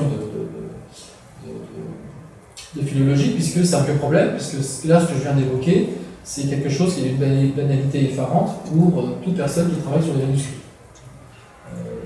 L'imprimé étant un peu un cas particulier dans l'histoire de l'écriture, mais le numérique ne fait que de renouer avec un régime bien connu des praticiens des anciennes écritures, qui est le régime de la variabilité et le régime de la source qui n'est pas là, tout simplement parce que soit elle n'a pas de statut. C'est quoi la source des œuvres de Shakespeare? C'est un cauchemar. Les versions de référence de Shakespeare, il n'y en a pas, c'est un corpus compliqué. Et soit elle est perdue, tout simplement parce que l'histoire des écrits font qu'on a des copies, et qui renvoient à un originaire, improbable. Donc cette situation de l'anonymat et de l'inaccessibilité de la ressource pour rendre compte de la commensurabilité des vues est quelque chose de tout à fait classique dans le monde de l'écriture. Donc le numérique, de ce côté-là, n'invente rien, il ne fait que de renouer avec ce vieux régime. Destination insaisissable, c'est-à-dire le fait que un document, eh bien, il va être configuré en fonction des lieux où on va le diffuser et donner à recevoir. Donc par exemple, là c'est quelque chose qu'on avait fait quand j'étais à l'INA, l'Institut national de l'audiovisuel, où on observait les images diffusées et on les comparait avec celles qui étaient dans l'archive. Donc vous avez ici deux images qui se ressemblent beaucoup, une avec des logos, on peut supposer étant rajouté après, et puis un changement de luminosité. Alors la question c'est de savoir est-ce que ce sont les mêmes, qui est la variante de qui. En l'occurrence, ici, on sait répondre parce que l'INA étant l'héritière de l'RTF avait le monopole des images au moment de leur création, et donc si l'INA a une image, c'est qu'elle est la bonne. Donc si on observe cette image-là et que l'INA possède celle-là, c'est que celle-là était la copie. Et on va dire que ça c'est un cas simple parce qu'on a des choses un peu plus exotiques. Par exemple, là, vous avez... il y aura un quiz à la fin pour savoir qui c'est. Et... c'était qui? Non mais toi, Mike Branton. T'es encore plus vieux. T'es encore plus vieux que nous. C'est incroyable. Donc là, on va avoir un changement de fond avec une forme qui a été un premier plan qui a été modifié. Et donc la question, c'est de savoir qui est la copie de qui est le bon exemplaire de ces images qui sont recalculées l'une par rapport à l'autre. Autre exemple aussi qui est assez rigolo, celui-là, c'est que là, vous allez avoir une image d'archive. Alors là, je vous donne évidemment la réponse. L'INA possédait celle-là, donc c'est celle-là l'image d'archive. Mais pour ça ressemble à une archive, on la met en noir et blanc et tout pourri. Parce que c'est bien connu, les archives, ça sent mauvais, c'est tout pourri et c'est en noir et blanc. Alors, si vous vous projetez dans 500 ans, la question c'est de savoir c'est laquelle la bonne.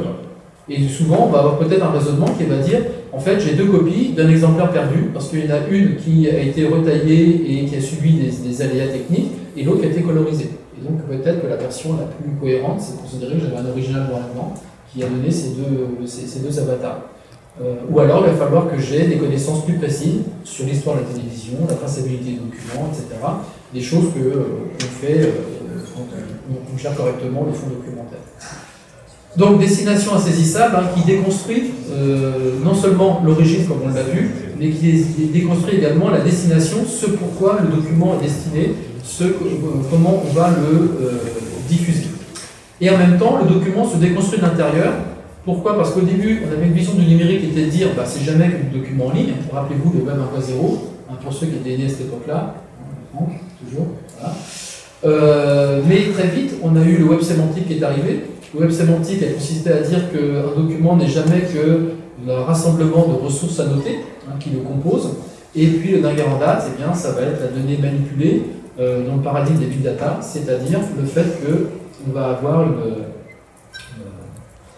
une déconstruction de l'information en entités qui sont infra-informationnelles, c'est-à-dire qu'elles ne font pas sens toutes seules, elles ne font sens que globalement, pour construire justement des globalisations, des visualisations qui vont même donner du sens.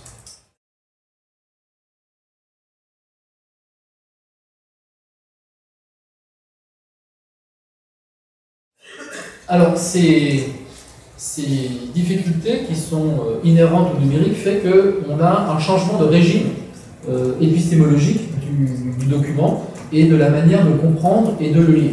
C'est-à-dire que si on ne sait pas très bien ce qu'est cette raison computationnelle, ce qu'on sait mieux voir, c'est que le passage au numérique nous pose des problèmes dans notre économie documentaire sur l'objet documentaire lui-même, dans sa composition, sa manière de le montrer, de le diffuser, donc le côté destination reconfiguré à chaque fois, et une origine inassignable. Donc ça veut dire que probablement on va devoir construire des chantiers épistémologiques pour aborder ces problèmes posés par le numérique. Alors ces chantiers, l'idée, on en parlera certainement demain, c'est, j'ai eu l'occasion de l'évoquer ailleurs, je fais les plus belles excuses à ceux qui ont déjà subi une partie de cette intervention, c'est des chantiers qui, à mon sens, revitalisent des problèmes qui sont bien connus dans le domaine des humanités. Et sans doute que dans le numérique, ce qui est intéressant, ce n'est pas tellement les humanités numériques, c'est les humanités du numérique. C'est-à-dire de se dire que dans le savoir-faire et dans la sédimentation des problèmes que l'on a effectués au cours de l'histoire de l'écriture et des textes anciens en particulier, eh bien, il y a des problèmes qui sont communs avec le numérique et donc, de ce fait, des analogies productives à établir. Premier exemple, ça serait la philologie du numérique. Philologie, c'est une vieille discipline qui a été essentiellement mobilisée dans l'établissement des textes sacrés, puis qui s'est élargie à la Renaissance pour devenir une pratique d'établissement des textes anciens.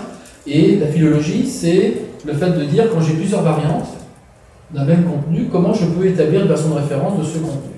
J'ai plusieurs textes d'Aristote, comment je peux en établir un? Et bien là, j'ai quand même un problème avec le numérique. J'ai plusieurs vues, plusieurs exemplaires de documents. Ça, c'est un problème que connaît bien Mina aujourd'hui. On a plusieurs exemplaires. Comment on peut savoir quel est celui qui va faire foi, quels sont les critères que l'on va avoir? En particulier, associé à cette philologie du numérique, comment est-ce que je peux savoir que j'ai affaire au bon document? Cette notion d'authenticité, est-ce que le document est bien ce qu'il prétend être? Donc c'est la diplomatique qui étudie cette caractérisation des documents.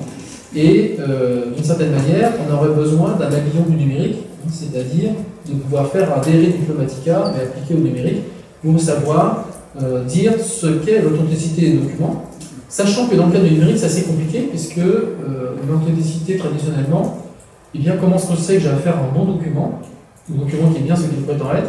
C'est parce qu'il est resté identique à lui-même au cours de son histoire. En gros, je prends le cartulaire de Charlemagne, etc., le diplôme de Charlemagne, eh bien, c'est le même que celui qui a été écrit à l'origine, je l'ai daté par le carnet de 14, l'encre, etc. Et donc, je sais que c'est le même document, et puisque je sais que c'est le même document, je sais que c'est le bon. Donc, l'authenticité s'inscrit sur l'intégrité documentaire. Mais quand j'ai affaire du numérique, ben, ça ne marche plus, ça. Parce que le numérique, par définition, je n'ai pas affaire à un document, j'ai affaire à un calcul qui me propose une vue. Et cette vue est produite à partir d'un calcul qui opère selon un certain format, qui évolue avec le temps. Donc, le document en tant que ressource ne reste jamais identique à lui-même. Donc, je ne peux pas faire reposer l'authenticité sur l'intégrité numérique. Je dois faire reposer l'authenticité sur d'autres critères que l'intégrité numérique, puisque par définition, le numérique évolue. Donc, ça ne veut pas dire que l'authenticité des documents numériques n'existe pas, ça veut dire simplement qu'il faut l'établir par d'autres moyens que ceux qu'on avait l'habitude de faire. Sachant qu'il y a des pistes, hein, puisque dans la diplomatique classique, on a inventé des monstres, hein, comme la notion de copie authentique. Copie, on sait que c'est pas la bonne.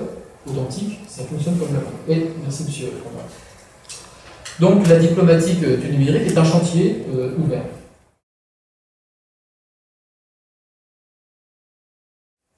Alors on a aussi l'herméneutique du numérique. Là, c'est le fait de pouvoir interpréter les contenus et de les restituer dans leur dynamique interprétative par rapport à la logique d'écriture, la logique éditoriale qui leur est associée. Et donc à ce niveau-là, c'est de pouvoir surmonter l'arbitraire du codage. On a un calcul anonyme et aveugle pour pouvoir précisément se replonger dans l'herméneutique de son implémentation. On a fait des choix qui vont structurer la manière de réaliser physiquement le contenu, et on a fait des choix de format qui vont également situer historiquement le contenu dans un certain contexte. Donc même si le calcul est anonyme, notre manière de s'en servir, elle ne l'est jamais. Et donc il y a bien une herméneutique de l'usage qui va permettre de pouvoir restituer le calcul dans une concrétude dont il a voulu sortir, hein, mais il est assez facile de le replonger dedans.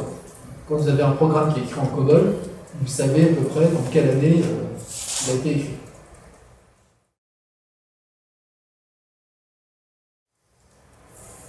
Autre problème que l'on va pouvoir aussi envisager, c'est ce que j'appelle l'épistémologie de la trace, c'est-à-dire le fait de reconvoquer le statut que l'on donne aux inscriptions numériques. En général, quand on a une inscription que l'on va percevoir, en fait, on a une théorie de la perception qui nous permet de dire en quoi ce que je perçois est fiable ou pas. En quoi je peux faire confiance à ce que je perçois. Et on s'aperçoit qu'évidemment, dans l'histoire, on n'a pas toujours eu la même théorie là-dessus. Si on est antique ou médiéval, ce qu'on utilise comme approche, c'est de dire que la perception, c'est une similitude du perçu. C'est-à-dire que l'objet que je perçois, l'image rétinienne par exemple du pot de chambre, c'est analogue au pot de chambre physiquement. C'est des formes intentionnelles, des formes images dont parlait la tradition médiévale, species mutationalis. Dans la modernité, on a rompu ce modèle-là. Ce que je perçois n'est pas une ressemblance, une similitude avec ce qui est perçu. C'est Descartes qui déconstruit. Il dit la perception, c'est ce qui est causé par le perçu. Donc il y a bien un rapport avec la perception, mais qui n'est pas un rapport de ressemblance, qui est un rapport de causalité. Et nous, on introduit une autre notion, qui est que la perception n'est pas une causalité à partir du perçu. La perception est un codage à partir du perçu. Donc on a une épistémologie de la trace qui doit rentrer dans une économie du codage. En quoi ce qui est codé a-t-il un rapport avec ce dont c'est le code? Sachant que par définition, le code est un arbitraire.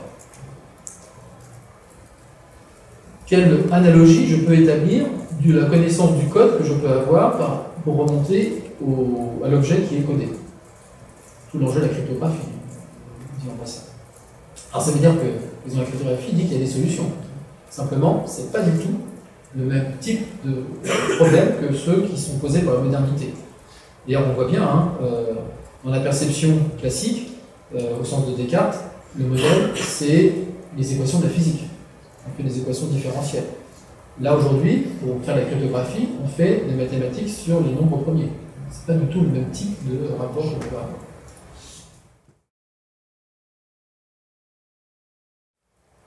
Pour finir, synthèse de l'hétérogène. Ce qui est intéressant dans le numérique, c'est que le numérique, c'est un monomédium qui permet d'inscrire des médias différents.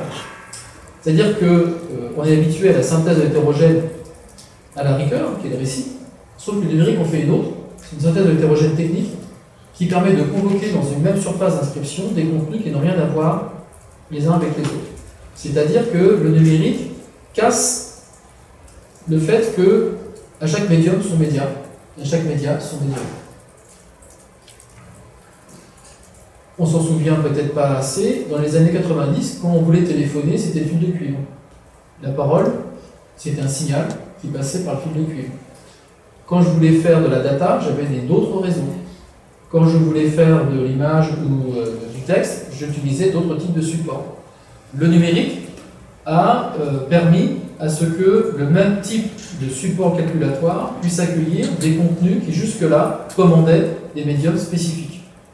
C'est pour ça que le concurrent de Sony, c'était plus Philips, c'est devenu Apple.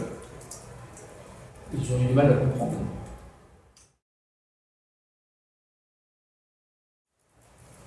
Et dernier élément, c'est la rhétorique de l'intelligibilité sur laquelle je vais conclure pour calmer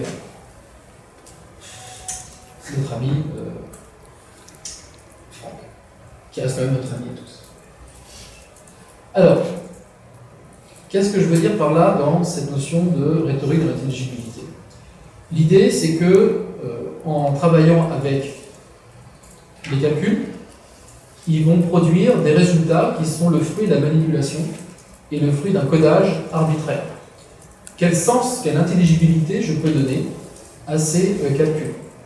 Sachant que, de ce fait-là, je vais avoir beaucoup de mal à expliquer le calcul par ce dont il est le calcul et par le processus calculatoire qu'il a produit. D'une part parce que j'ai un codage arbitraire, d'autre part parce que j'aurai des calculs complexes, masse de données, algorithmes complexes.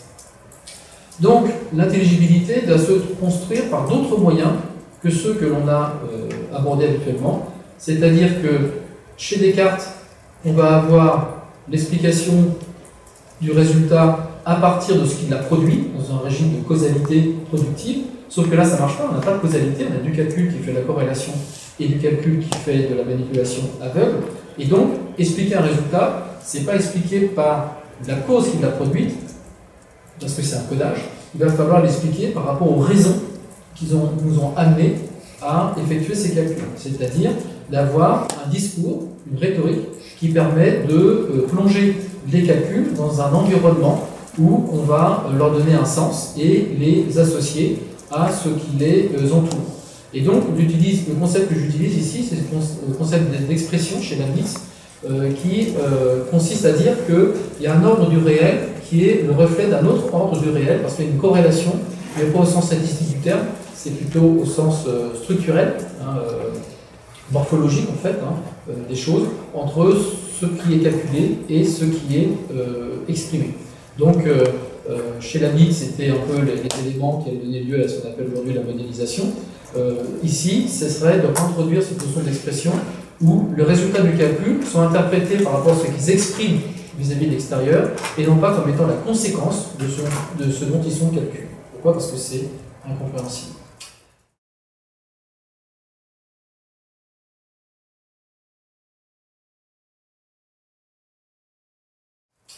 Alors l'enjeu, c'est de définir l'intelligibilité, et cette intelligibilité, on peut la définir par rapport à ce qu'on peut appeler l'explication et une compréhension, c'est-à-dire c'est intelligible quand je comprends quelque chose et je suis capable de l'expliquer.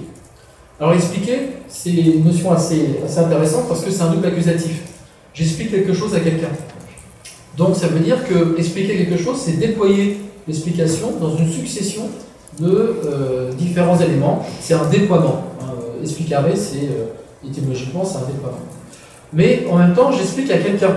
C'est-à-dire que je vais devoir mobiliser le déploiement de mon explication en une chaîne d'éléments et une règle de répétition, de manière à ce que ça soit accepté par autrui auquel je vais expliquer. C'est-à-dire que quand on explique à quelqu'un, on est obligé d'avoir un partage de ce qui est les données sur lesquelles on va pouvoir s'appuyer et les règles qui vont être acceptées pour rendre compte que l'on passe d'une étape à une autre, que l'explication puisse se dérouler. Donc en fait, on va avoir une convention qui va nous permettre de dire à partir de quoi on va expliquer et déployer le phénomène expliqué.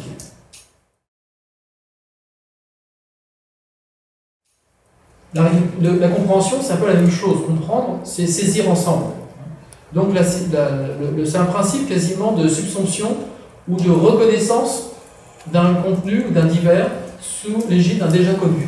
Je comprends quelque chose parce que je sais à quoi j'ai affaire. Je comprends quelque chose parce que je le reconnais. Je l'ai déjà vu. Et donc, on va avoir deux manières de comprendre. La saisie locale, c'est-à-dire que je vais prendre un divers que je vais rassembler sous un même concept. Je vois différentes vaches dans les prés, je dis « Ah, ça c'est une vache ». Je rassemble le divers de la perception sous un concept subsumant. Ou alors, de manière plus globale, je vais inscrire le flux de mon expérience dans un horizon commun, dans un horizon qui est celui de mon expérience propre. Et donc, ce qui va permettre d'articuler dans la compréhension ce local et ce global, c'est un concept qu'on a déjà vu. C'est le concept de récit, qui permet précisément, à travers les étapes du récit, eh bien, de pouvoir articuler dans un horizon commun, celui du récit, eh bien, la saisie du divers de ce qui arrive. Donc la narration, c'est le fait de pouvoir rendre compte de ce qui arrive, du divers de ce qui arrive, dans l'unité d'une trame narrative.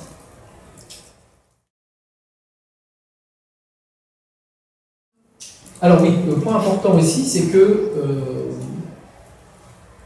compréhension et explication sont deux modalités intersubjectives. C'est-à-dire que je ne comprends pas tout seul, je n'explique pas tout seul. C'est expliquer quelque chose à quelqu'un, c'est comprendre dans un horizon partagé. En gros, quand il manque l'intersubjectivité, l'explication n'en est plus une, ça devient une preuve parce qu'on veut qu'elle s'applique à tout le monde. Comme dit Aristote, quand il y a la démonstration, il n'y a pas besoin de délibération. Donc, une explication sans autrui, ça s'appelle une preuve. Une compréhension sans autrui, c'est-à-dire un récit qui s'adresse à personne, ça s'appelle simplement une corrélation. Or, précisément, c'est ce qu'on a aujourd'hui. C'est-à-dire qu'on a des procédés calculatoires qui fonctionnent comme des preuves, en tout cas, on pense que ce en sont, et qui nous proposent que des corrélations.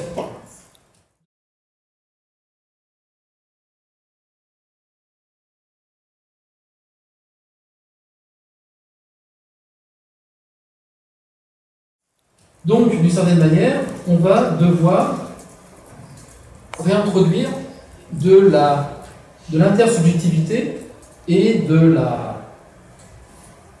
l'explication de la compréhension à ce qui en est dépourvu, c'est-à-dire qui fonctionne que ce qui est comme preuve et comme corrélation. C'est-à-dire, si je considère les dispositifs calculatoires depuis toujours, mais surtout tels qu'on les utilise aujourd'hui, eh bien, qu'est-ce qui fait que les systèmes de deep learning ne fonctionnent pas comme on voudrait qu'ils le soient? Là, tout le monde est d'accord là-dessus. C'est qu'ils sont purement corrélatifs et il leur manque leur capacité d'explication, c'est-à-dire la notion de causalité. Et donc, on en revient en fait à cette chose qui est bannie depuis de l'épistémologie depuis le positivisme kantiens, qui est voué aux hégémonies comme étant la chose à abattre.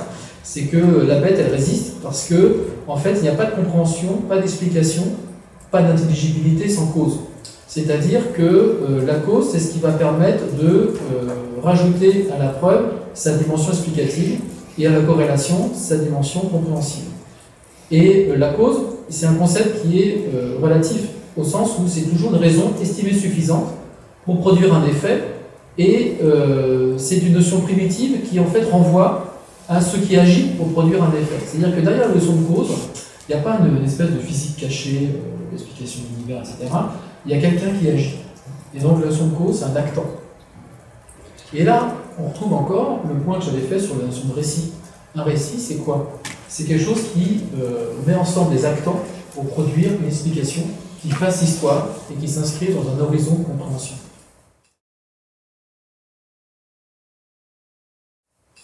Donc, ce qui va nous produire de l'intelligibilité, c'est notre capacité à faire des récits causaux qui rendent compte, en fait, des résultats calculés.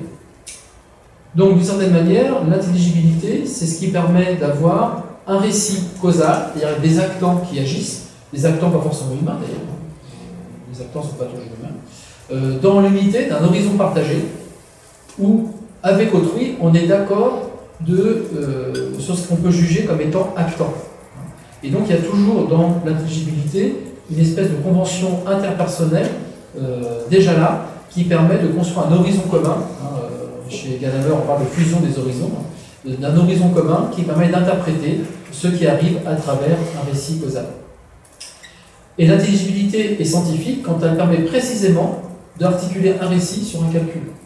C'est pour ça que les physiciens écrivent des bouquins. Je ne sais pas si vous avez vu, par exemple, si on prend les textes de mécanique quantique. La mécanique quantique, c'est un truc qu'on sait calculer, mais on ne comprend rien de ce qui se passe. Et les physiciens disent, bah oui, mais c'est intolérable ça. Et donc, vous avez énormément de bouquins qui vous expliquent ce qu'il faut comprendre quand on fait du calcul en mécanique quantique. Même si certains disent, la mécanique quantique, c'est calcul et tais-toi. Calculate, compute and shut up, c'est souvent. Et en fait, évidemment, personne n'accepte ce constat, et on cherche de l'intelligibilité derrière ces calculs. Et on s'aperçoit que justement, du coup, on invente de nouveaux actants, on invente de nouveaux mises en récit à partir de cet édifice scientifique. Et quand le calcul ne permet pas d'expliquer par lui-même, c'est-à-dire qu'il ne peut pas renvoyer un récit causal, eh bien, on en fait un, on en crée un. C'est-à-dire qu'on va faire du storytelling. Le storytelling, c'est de l'intelligibilité sans causalité.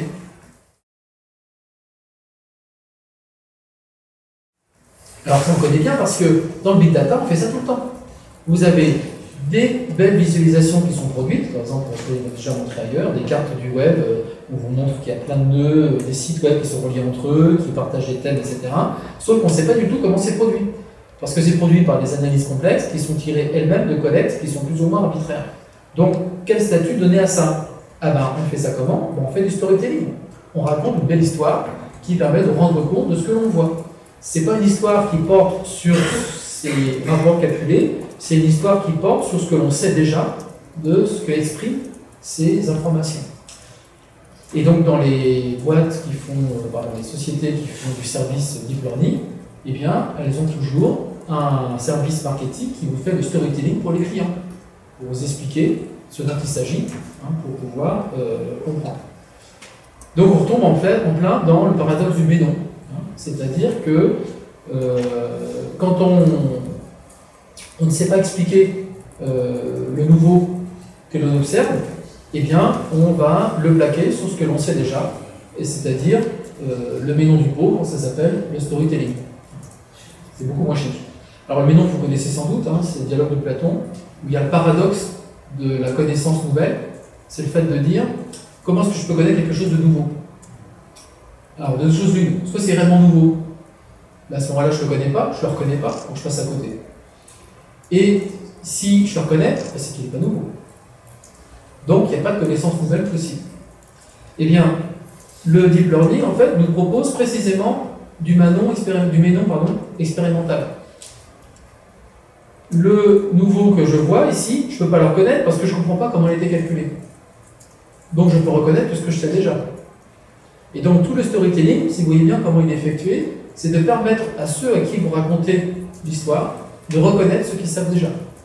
C'est-à-dire qu'on trouve ce que j'avais dit tout à l'heure, c'est-à-dire qu'on va permettre à l'utilisateur de retrouver les actants sur lesquels il est d'accord. Et donc typiquement, c'est des trucs en marketing, vous allez dire, ah vous avez vu que vos clients, en fait, ils sont corrélés avec les autres. Et à ce moment-là, il y a toujours quelqu'un dans la pièce qui vous dit, c'est marrant ce que vous nous dites là, parce que nous, on avait observé ça empiriquement avec nos différents vendeurs, etc. C'est-à-dire qu'on va leur faire une histoire qui est homogène aux actants qui ici sont les vendeurs, et l'empirie qu'ils connaissent dans leur activité professionnelle.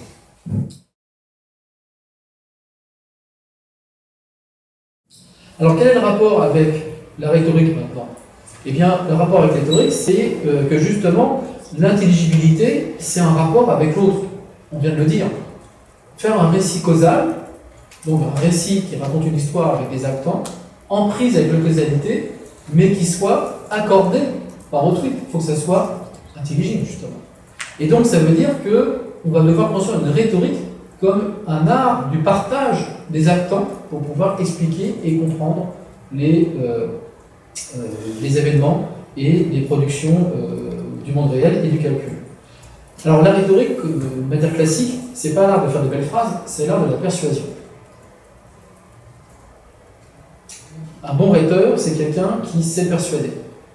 Mais persuader, est-ce que c'est un manipulateur? Est-ce qu'il faut croire Platon quand dans le Gorgias, il dit que c'est un affreux salopard parce qu'il considère que pour soigner quelqu'un, en fait, lui sera plus convaincant que le médecin, parce que même s'il ne connaît rien à la médecine, au moins il fera des belles phrases pour manipuler le patient et lui sera suivi par le patient, alors que le vrai médecin, lui, il ne sera pas suivi.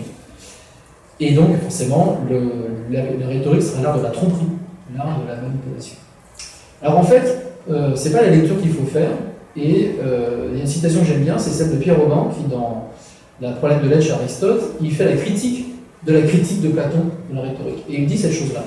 De fait, il n'est pas interdit de découvrir, d'ailleurs le paradoxe complaisamment rapporté par Platon, l'indice d'une conception profonde, et en tout cas défendable des rapports de l'homme et de l'art, ici l'art rhétorique. Dire que le médecin doit se doubler d'un rhéteur, c'est simplement rappeler que les rapports du médecin et du malade sont des rapports humains, que le médecin est impuissant sur le consentement du malade, partager les actants du récit, et que l'on peut faire le bonheur des hommes contre leur gré, et que finalement, le savoir ne confère de supériorité véritable que dans la mesure où l'homme de science est reconnu comme supérieur. Gorgias ne peut pas avoir voulu dire que le rhéteur est plus compétent en médecine que le médecin lui-même, mais seulement que la compétence n'était pas pour lui l'essentiel, parce que la compétence enferme l'homme de l'art dans un rapport déterminé à l'être, alors que les rapports du médecin et du malade sont des rapports d'homme à homme, c'est-à-dire des rapports totaux. Ce que Gorgias a mis au-dessus de l'homme compétent, c'est l'homme quelconque, l'homme simplement humain, c'est-à-dire universellement humain. Donc ça veut dire qu'ici, la rhétorique, c'est réintroduire le récit causal intelligible dans un humain partagé. Et c'est en ça qu'il y a une rhétorique à construire.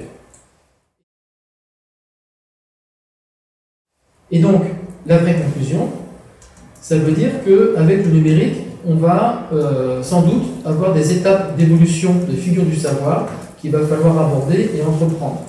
Traditionnellement, au Moyen-Âge par exemple, être savant va du savoir, savoir la mémoire. Saint Thomas. Pourquoi est-ce qu'il est très fort? Vous lui donnez un mot, il vous sort tous les passages de la Bible et des Grecs où c'est cité. Au XIXe siècle, on a une bibliothèque. Être génial, savant, c'est pas avoir de la mémoire, c'est avoir l'imagination. Einstein.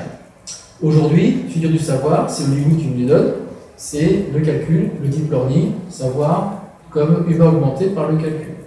Mais en fait, ce qu'on vient de dire, c'est qu'en fait, c'est certainement une fausse piste. Parce que le calcul, c'est du calcul. Il reste anonyme, aveugle, le calcul ne dit rien. Et donc l'enjeu, c'est de rendre intelligible le calcul. Donc les figures du savoir, c'est sans doute revenir à cette notion de rhétorique, de rhéteur, de délibération responsable et assumée, c'est-à-dire le fait de pouvoir réellement donner du sens à nos calculs à travers ce récit causal qui repose sur des actants partagés, ces actants partagés étant ceux constituant l'horizon de la rhétorique qu'on a vu avec Pierre Robin, c'est-à-dire l'universel humain partagé. Donc, petit questionnement anthropologique de conclusion, on a une révolution du codage qui amène à revoir nos dimensions épistémologiques, éthiques et anthropologiques. Qu'est-ce que le savoir? Bien, aujourd'hui, on s'aperçoit que le savoir, c'est ce qu'on construit à partir des calculs. C'est-à-dire qu'on va avoir un problème d'épistémologie de la trace, comme je l'ai évoqué, et non pas l'épistémologie de la mesure qu'on avait par exemple au XIXe siècle ou au XVIIe avec la révolution galiléo-cartésienne. Du coup, quelle confiance puis-je faire et quel usage puis-je faire de ce codage, et donc quelle est l'éthique du codage que je puisse avoir? Maintenant, que m'est-il permis d'espérer? Eh bien, on s'aperçoit que là, il va y avoir deux horizons complémentaires, c'est-à-dire la vulgate qu'on nous sort dans les programmes de recherche contemporains, c'est-à-dire l'augmentation de l'humain par le calcul. Si vous regardez l'INRIA aujourd'hui, il y a exactement le même programme de recherche que Darth Vader dans la guerre des étoiles. Ou alors, une dimension de réintroduire l'horizon d'intelligibilité des calculs à travers la délibération rhétorique. Et donc de savoir si, qu'est-ce que l'homme, qui est la question que posait Kant dans son questionnaire des Lumières, eh bien, c'est est-ce qu'il faut répondre que l'homme n'est jamais qu'un codage qui se manipule, ou est-ce que c'est un rhéteur qui doit donner du sens à ce qu'il calcule et à ce qu'il fait, donc une herméneutique du codage en quelque sorte. Et là, c'est la réelle conclusion. Merci, M. Kant.